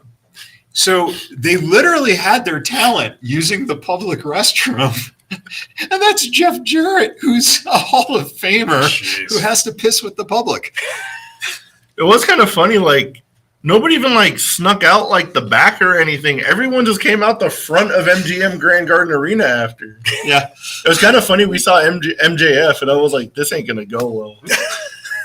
And somebody was like, nice promo match. It's suck my dick, and just kept going. I was like, jeez. All right, whatever. All right. How old was that kid you told this? Yes. It was a grown-up. Well, that's good. All right, before we get to the final match for Double or Nothing, we're going to step aside for our break for the second hour. Meantime, it's still a back-and-forth match between AJ and Seth. AJ has him up. Seth reverses it, getting into a pedigree now. AJ reverses it. Oh, my goodness, with the standing kick. Not a Pele kick, but a standing kick to the back of the head. With that, we're going to be right back.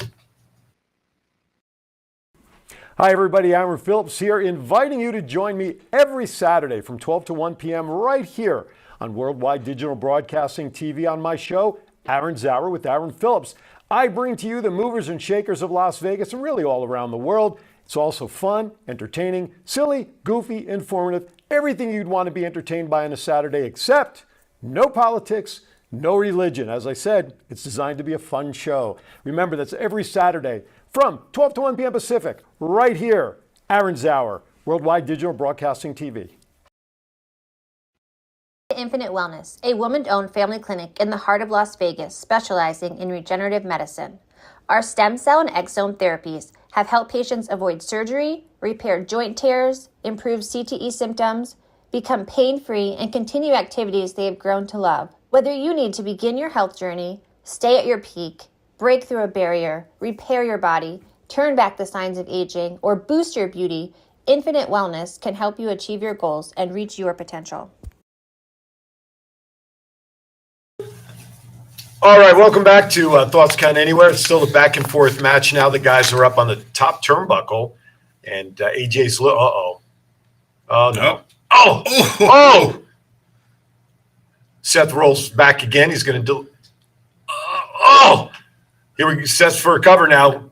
He's getting a 2 9/10. My goodness. Man, the crowd looks like they are really into this too. Yeah, they're loving it, which supports what you were talking about earlier about how they're just into the wrestling, no matter who it is. Right? Yeah. So, you think it has a possibility of being a hotter crowd than Puerto Rico?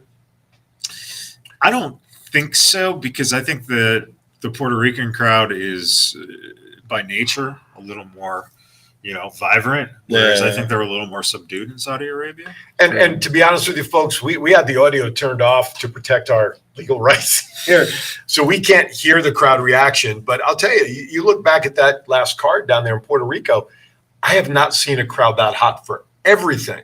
Yeah. And I had this thought when we were talking about the Rhea Ripley-Natalia match. That's sort of like the spot that Zelina Vega got in Puerto Rico. Right. You know she wasn't going to beat her, but she got that opportunity, and I think that's parallel with, oh, my God. I don't think he's hit that move in like 10 years.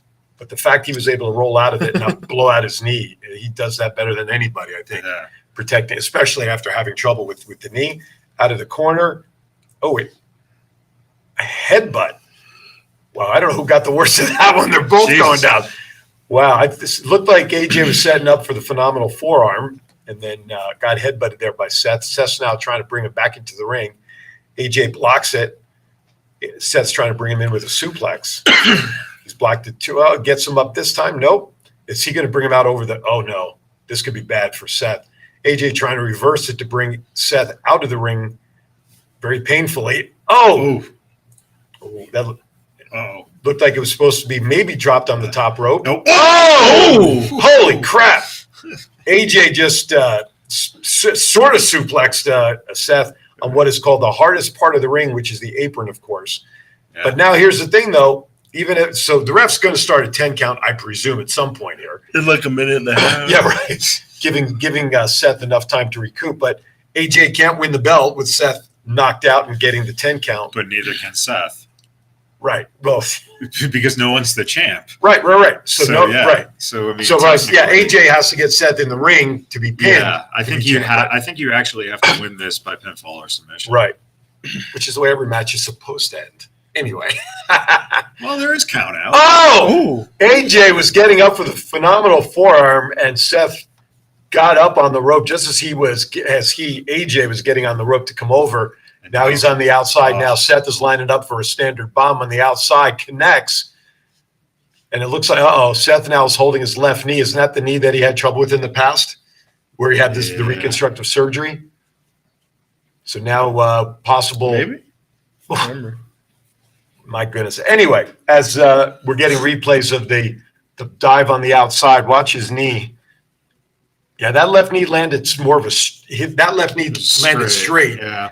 So let's hope it's not anything serious here for the sake of this match. But he's holding that. He's framing that left leg, trying to get over to the steps. The referee is up to a, can tell, 8, 9 count. I'm not sure. Yeah. The 7 count. Couldn't see the full picture. But Seth, don't you tutor math? Yeah, but I couldn't see all the numbers. Here's my math number for you. I'm very aware I'm number one. Oh, AJ going for the what is that? He's selling Calf crusher. Calf crusher on that leg. Yeah, so That Seth just it's hurt. a work. Yeah. Look at Seth. When was the last time we saw Seth with that much blonde hair? Because he'd been going straight black for a while. I know he was bringing the blonde back in, but it's been a while. I don't know. Seth was reaching for the ropes, and AJ rolled it back in. Now they're both in the middle of the ring, and Seth is just, oh, look at the way he's wrenching that leg back. Holy cow. If we had the vibe, I think if you listen closely, if John opened the studio door, we might be hearing Seth yell in pain. I don't know if it's that intense, but Put on the closed captions. I've tried. It's not picking it up. Yeah, It's not picking it up. I actually did turn it on. Plus, it would be in Arabic, wouldn't it? Yeah, right. That's very, and you'd have to read it right to left to make Right. sense. So let's see. What is this button over here? I don't know what that one is. This is a closed caption. I mean, it's. Oh, there we go. Let's see if we get it now. All right. Let's see what happens as we reset here. Anyway, so they're showing the dive again in split screen, and his left leg definitely landed somewhat awkwardly. We'll call it that way. But referee now, both guys are down in the middle of the ring. Referee is checking both wrestlers. At some point, he'll start a 10 count. Like you said, probably an hour later, he'll start the 10 count. See where they're at. I mean, okay. Anyway, let us, holy cow, let us move on here. This is going to make entertaining. I know. streaming. That's why I don't know how watch parties or reaction parties are successful, to be honest with you. All right. Heavyweight championship, the fatal four-way, like we talked about at the top. MJF, Darby Allin, Sammy Guevara, Jungle Boy, which, like you said earlier, was like taking people. I'll watch this any day. I know. I was going to say, taking three people that should have been pushed with a lot of regularity, now just sort of being thrown in together with MJF in a fatal four-way here in Vegas. Is there any way MJF doesn't walk out champion tonight? I don't see it. So I'm going to take MJF. I'll get into it early. Guys, thoughts? Count anywhere. I'll take AJ now Maxwell Jacob Friedman. All right. Because he's better than us, and we know it. Wow. Seth delivering kicks to AJ's head in a standing position. That's how I feel every time Jungle Boy does a promo. You want to kick your own head? Give me a kick in the head, and it's better. And Darby. Right. Both of those guys just kicked me in the head. There you go. Inseguri from Seth. AJ Rock trying to deliver the Pele kick. Nobody home there. Seth with sweet chin music under that chin of AJ as he's prone there. Getting ready for the stomp is what you would think. There it is. Oh, was he on the hand? Looked like he stomped on his hand. Yeah, he didn't get the head on that. Now we're setting up for a pedigree again by Seth. Reversed by AJ.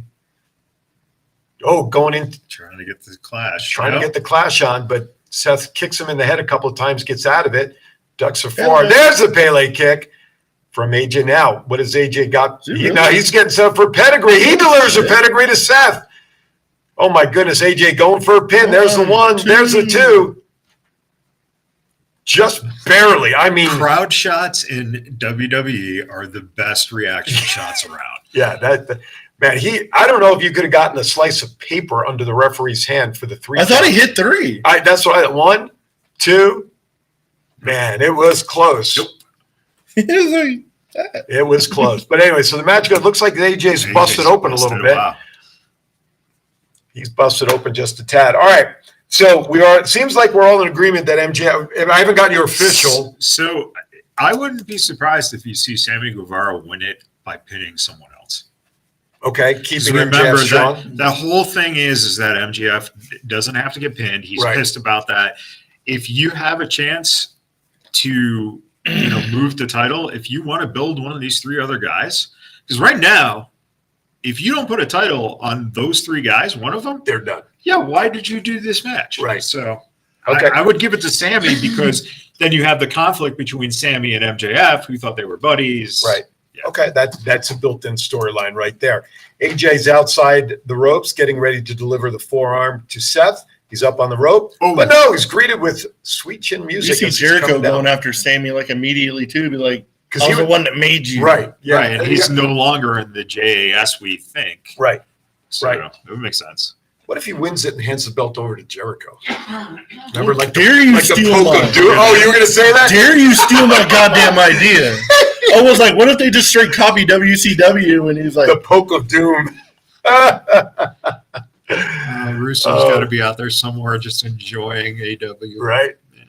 Pedigree again from Seth this time, but he hurt his knee coming down, and he can't take advantage of the pin. Here it is, Knee.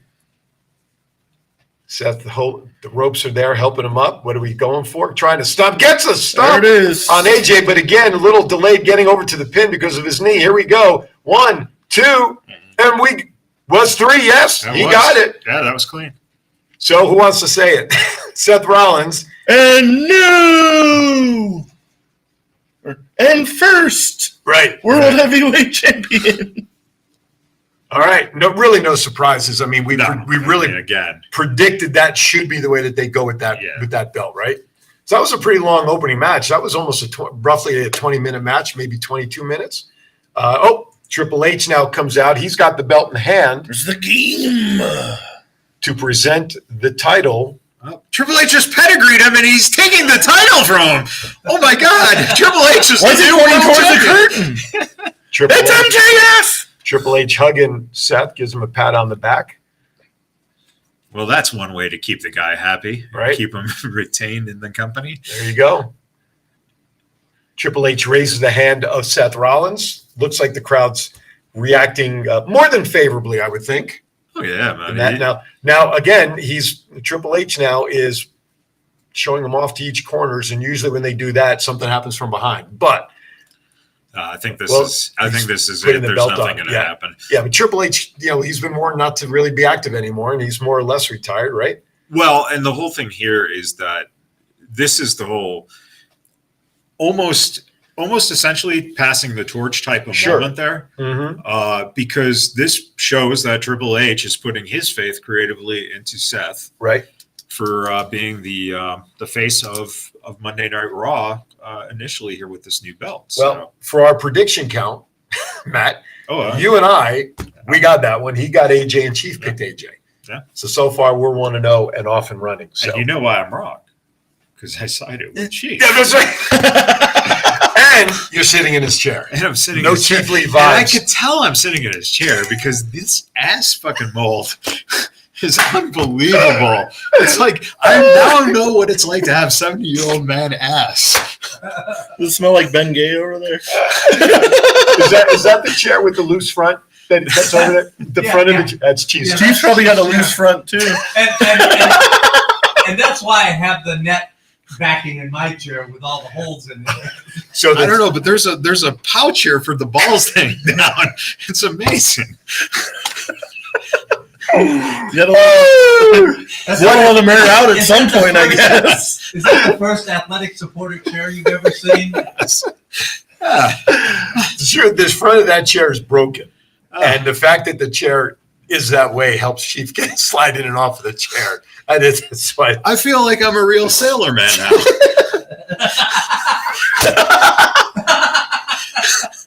You know what they say what happens to 100 Navy guys when they go to sea? Oh my God, no! 50 couples come back. Oh my Lord! Oh my God! So I love left, this show. Chief. There's definitely 50 couples that have been in this seat. Jeez.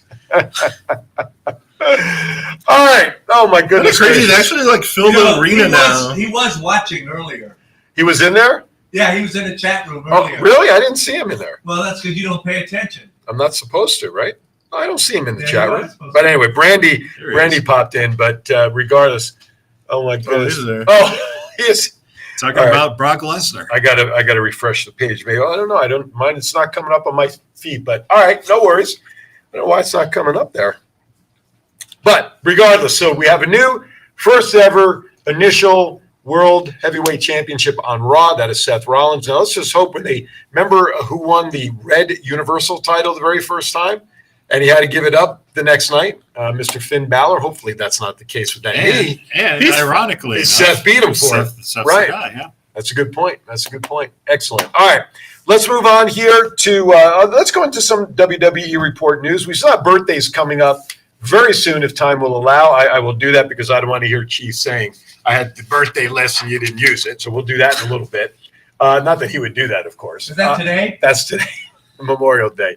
First and foremost, if we didn't say it at the beginning, please enjoy Memorial Day. Have a Memorial Day to everybody that this pertains to. We appreciate it. Looks like July 1st, they're already pitching Money in the Bank is on July 1st here, running a commercial on this pay-per-view. But enjoy Memorial Day. Please do it safe. Remember, most areas, school's out, so roads will be a little lighter. But for this weekend, traffic will be heavier in some of your cities like Vegas. People come into Vegas to celebrate. Whatever you do, folks, please just do it safely and do it with family, whoever you want to enjoy the holiday. I know, I stopped myself very quickly. We're not in the South. Doing it with style. Well, we are in Southern Nevada. I mean, if that means anything. Ancestry.com is not a dating website in Las Vegas. Hey, look, it's Cody Rhodes. It is a family affair. This is great. Oh, my gosh. Oh, wow. Cody getting his arm protected. I couldn't tell. Was that the team doctor, more or less, that was trying to do that for him? Yes. If Cody can put on a banger of a match with a real injury, he's going to put on a crazy match with a fake injury. It looks like Cody and Brock may be the next. Oh no, they're calling it the triple main event. That's what they're billing it as.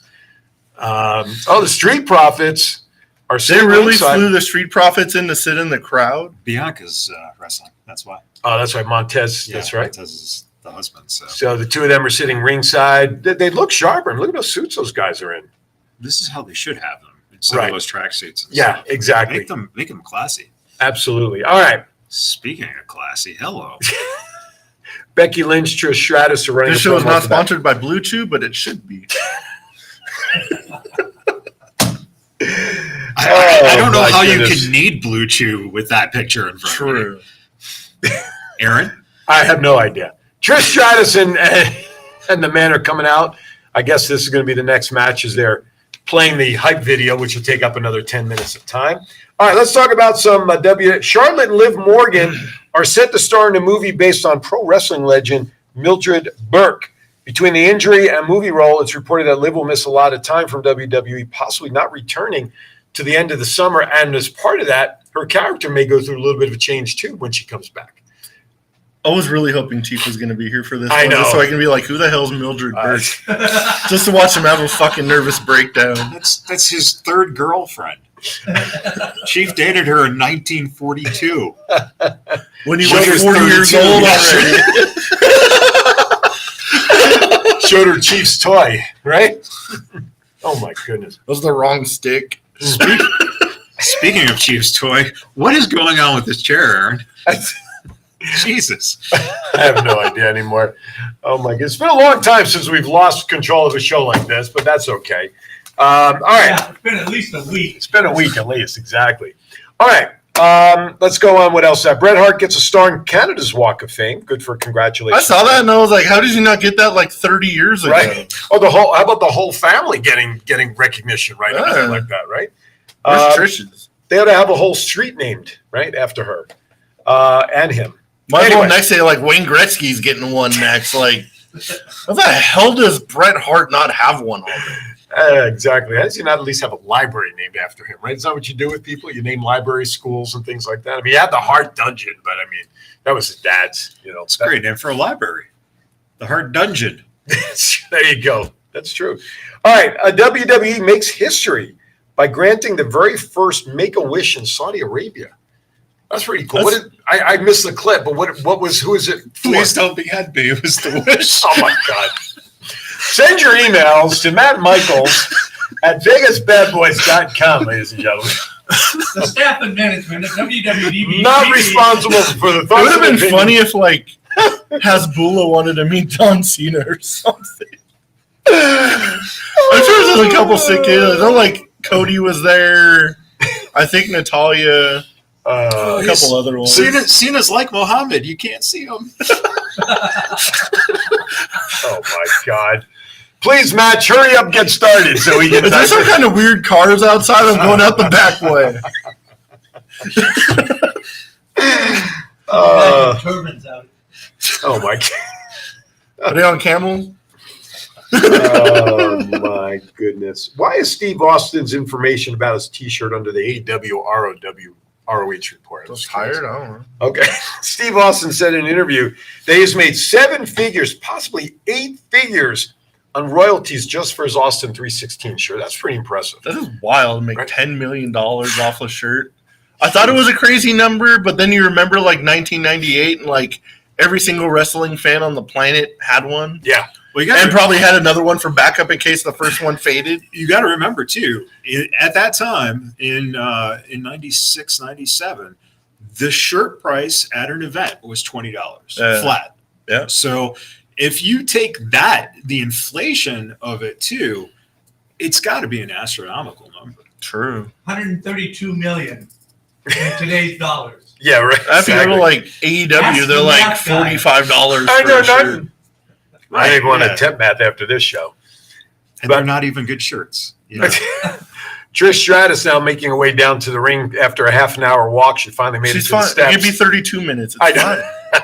But now we have to understand, folks, in Saudi Arabia, for those who are not aware, the women wrestlers have to be covered from head to toe. So all the lady wrestlers, not head to toe. Well, no, neck neck to to toe. toe. Yeah, well, and I said, I pointed to neck too. Neck to which toe? Which? Well, it is Saudi In Arabia. America, it's the other toe. It's Saudi Arabia, so it's Saudi Arabia, obviously they a cover their camel. feet. It's a camel, obviously. So. Oh, my lordy. Sometimes you just are speechless.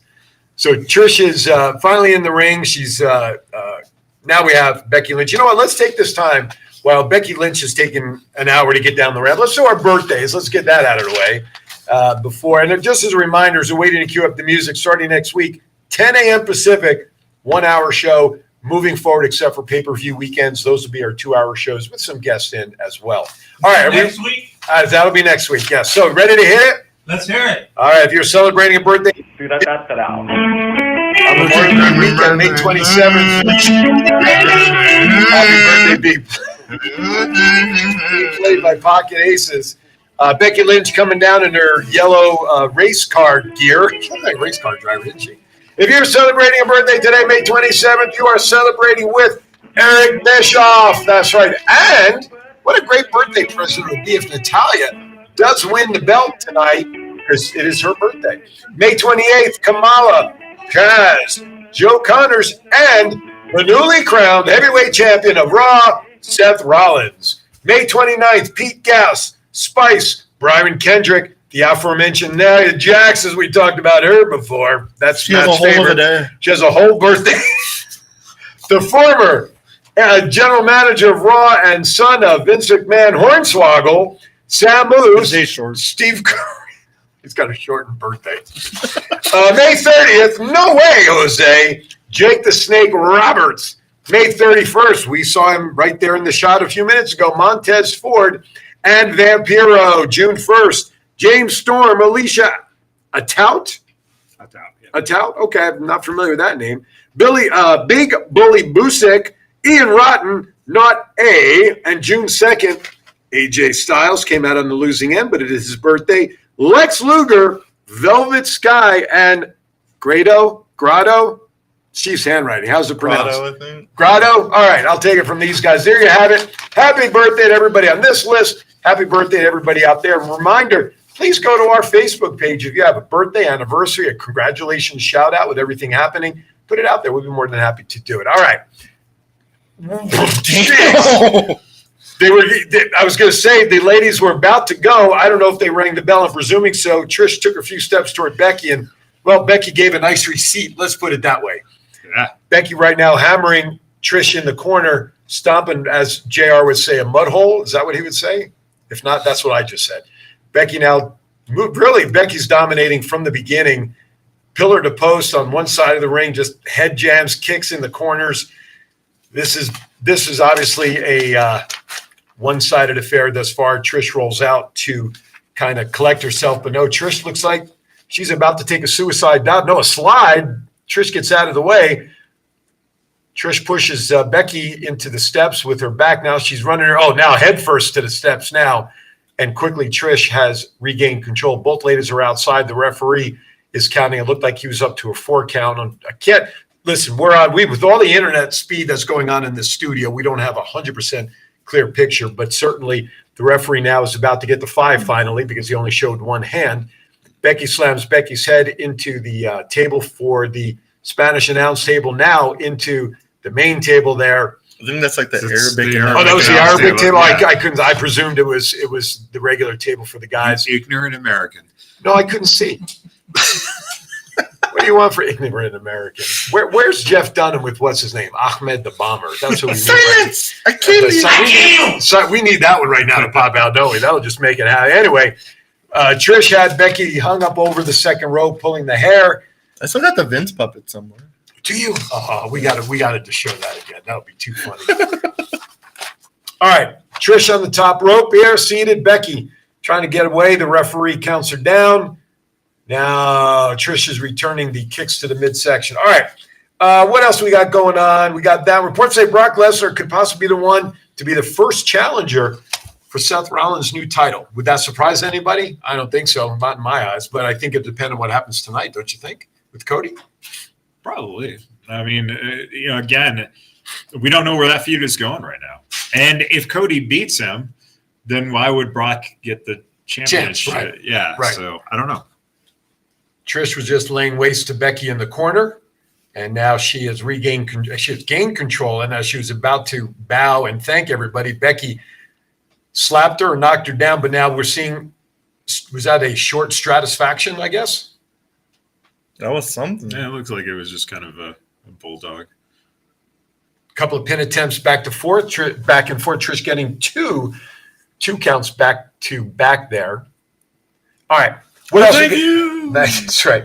Qualifying matches for Money in the Bank begin next week for the Money in the Bank pay-per-view that'll be happening overseas as well. So they're setting that up for some of the qualifying matches for that. So who do you see potentially for the men and the women coming out on top of Money in the Bank when that happens overseas?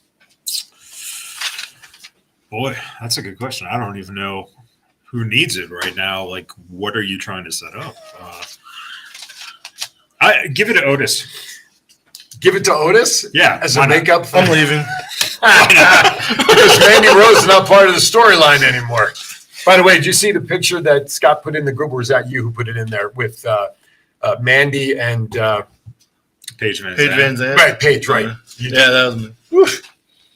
Too hot to handle there. But anyway, I do know for a fact it's in September. Ooh, I dare you. Okay.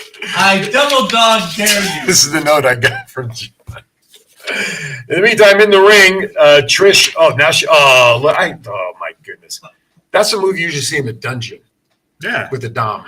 Yeah. Not that I would know. I've read about it. Meantime, Trish is obviously taken over. She's got full control of this match right now. You mean Dominic? Mysterio? You got some explaining. We'd have to ask Rhea about that. Were you wearing a lucha mask? Oh, I was wearing something. Wasn't just in the places one would think. Are you like this on Vegas Bad Boys? That's what I want to know. Hey, we're not called the Bad Boys for nothing. That's true. Very true. All right, Becky's retained control now. Reversal, Becky into the rope. Oh, no. Now we would say that Trish mounted Becky, right? Is that the proper terminology? It's just Canadian. In this match, yes. Yeah. Oh, my God. For a quick pin attempt, I Were think. you just talking about scissors? Oh, my God. God, help me. Or Muhammad, help me. Who did you say isn't You see can't for- see him. Can't see him. Sasha Banks reappears in a SmackDown intro for a video. How did that happen? Did somebody not edit the videos properly? Somebody No. going to be fired? She was on AEW on Wednesday. Okay. Because Willow Nightingale Right. broke her leg and is now the champ. Right. Well, whatever. I think it was her ankle. Whatever it was. And so I think they quickly put her in the SmackDown intro. Really? Yep. All right. Why not? Little tit for tat. Jab. Yeah. And of course, reports say Sasha was supposed to retain, but because of the legit injury to her ankle, apparently, that's Have why. you Willow ever beat her. seen Willow Nightingale wrestle? I have not. Okay. Well, her holding a title is just, it's Ridiculous. Blasphemous. It's blasphemous. I'm sorry. Worse than Matt's favorite wrestler, Nia Jax. She's up there. She's close. They both got Nia holes. It was kind of funny too. Is like after They have she holes like in came their out, She came out after like the tapings. I was like, hey, well, look, can I get a picture? And she's like, I don't know if I can do that. And I was like, you only won a title because somebody got hurt. Did you really say that to her? Yeah, that's fun. Oh, jeez. All right, Becky's got Trish in Trish's stand. No, there you go. The Bexploder, but it wasn't in a corner, which is where she usually delivers that move. Becky now has firm control. Trish on the outside on the apron. Becky now delivering uppercuts. Now we got a back kick while Trish is hung up over that top rope, and Becky's just wailing away. When was the last time we saw Becky wrestle with her hair straight down like that? That's been a long time since she's been coiffed that way. Yeah, I mean, Becky brings in the rope. Becky now for a cover, 2 count. Again, it's part of the fact that they can't do anything with their hair. Yeah, that's true over there. That's right. That's why they're both. Is that a thing? Yeah, that's why they both have their hair down. All right, well, there, right, because you know what? Covers the neck. There you go. See, so it is head to toe in some fashion, not just neck to toe. Yeah, whose ever toe you want to count. In the United States, it's the upper one. And in Saudi, it's camel. We already went over this there. I gotta share this story. John, you'll appreciate this. My former radio partner, Ricky Cash, we did Vegas Unwrapped, and I don't remember how we got into a conversation one of the shows, but he did not, God is my witness, legitimately had no idea what camel toe was. Oh, I remember that. You remember? Okay, so you do remember that. That was hilarious. I thought he was bullshit. Right. We had then explained to him bull's balls in comparison to that, right? Ricky Cash, God bless his soul, did not know what camel toe was. Wow. So that was a filmed episode you did, right? I gotta find that. You gotta please do, because then all week, that following week, what was I doing? I was downloading pictures and I was just sending to him. By the way, here's a pictorial of what we're talking about, Ricky. Guys, what and how many times did I ask him, are you serious? Are you kidding? Half of the show. I swear to God. Mean, it just and I'm thinking, I'm sitting back there behind the camera thinking. Is your mic on, by the way? Turn your mic on if it's not. I said, I'm sitting back there behind the camera and I'm thinking, man, this guy is really doing a good job of pretending he of selling.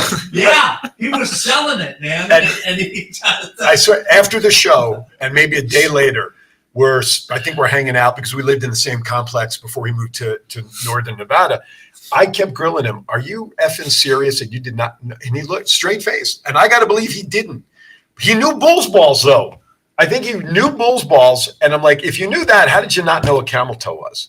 I don't know. Let me tell you, when I started sending him pictures, his life changed. I don't know. I noticed it the first time I ever went to a zoo. Right. So. Did he come out like Quagmire like 5 days later?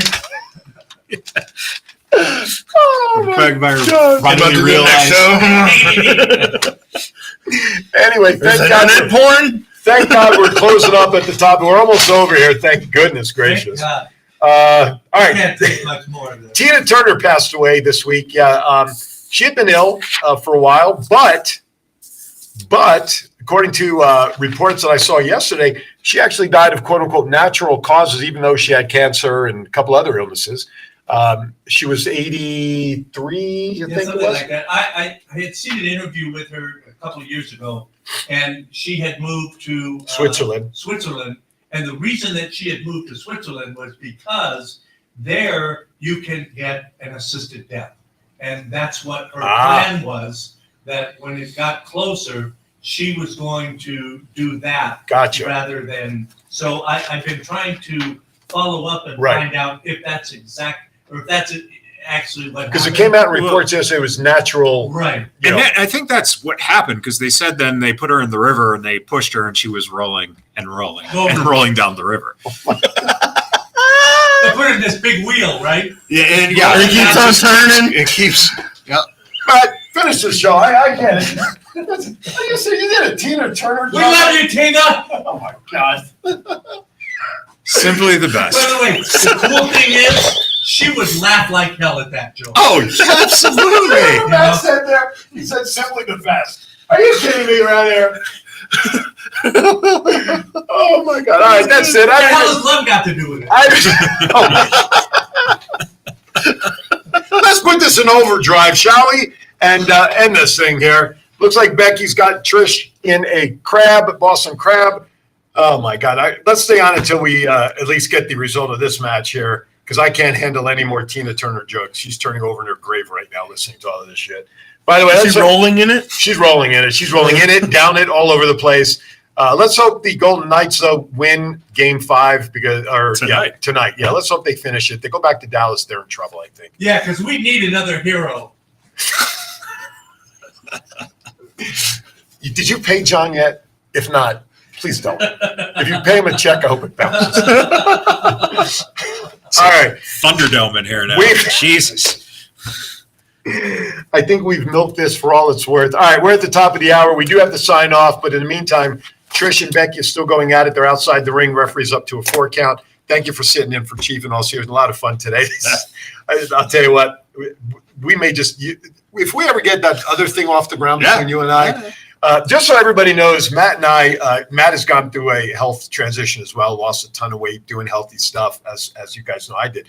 We've actually been talking about doing a show together to highlight health and what to do and to be better in lives when it comes to that. So if we get that off the ground, shit, we're gonna be laughing more than telling stories and sharing information. I think You should call the show Life Beyond Thunderdome. And if that always fails, we can do a camel toe educational series. How to take care of Live from Saudi Arabia. Oh my God. Matt, please save us. Save us. Thoughts of the day as we say goodbye, if there are even any left at this point. Everybody have a good Memorial Day weekend. Have fun. Hang out with some friends, family. Throw some shit on the barbecue. Tell the people you love them. See y'all next week. I get to sleep in the at 10 a.m. next week. That's right, at 10 a.m. Thank you for coming in, Duke. Final thoughts as we wrap up. About anything, I'm afraid to. No, I mean, it's been a pleasure. Vegas Bad Boys and Podcasting, of course. You know, we support you guys, and if you want to hear more things about inappropriate sexual overtones, I'm sure that we could deliver that. I think we might have to put a subtitle on this show: Night of Champions and Camel Toes, or the Camel Toe Champion, whatever you want to I'm do. just cutting the sound off of the last. Yeah, we're done. Yeah, we haven't. Yeah. Nobody's been hearing us anyway, but it is what it is. It's been fun having you here as always. You know what? Down the line, who knows? There may be stuff going on between TCA and Vegas Bad Boys, because we've even talked about that. Who knows? We'll go on their show and destroy their show. He's coming on. He's destroyed us. Actually, I think we've had the best viewing from what I can see on this show. Anyway. And you're talking about destroying the show. The man who sits in this chair has already had a good 189 episodes prior. So, oh my Lord. All right, with that, everybody, have a safe Memorial Day. If you're enjoying Night of Champions, at least you only know the outcome of one officially. Join me in 1 hour. Oh, who's that? Really? Who is that? It's Zoe Stark, Vegas' own. Oh, the man. Here we go. Oh, my goodness. Just see a feud started?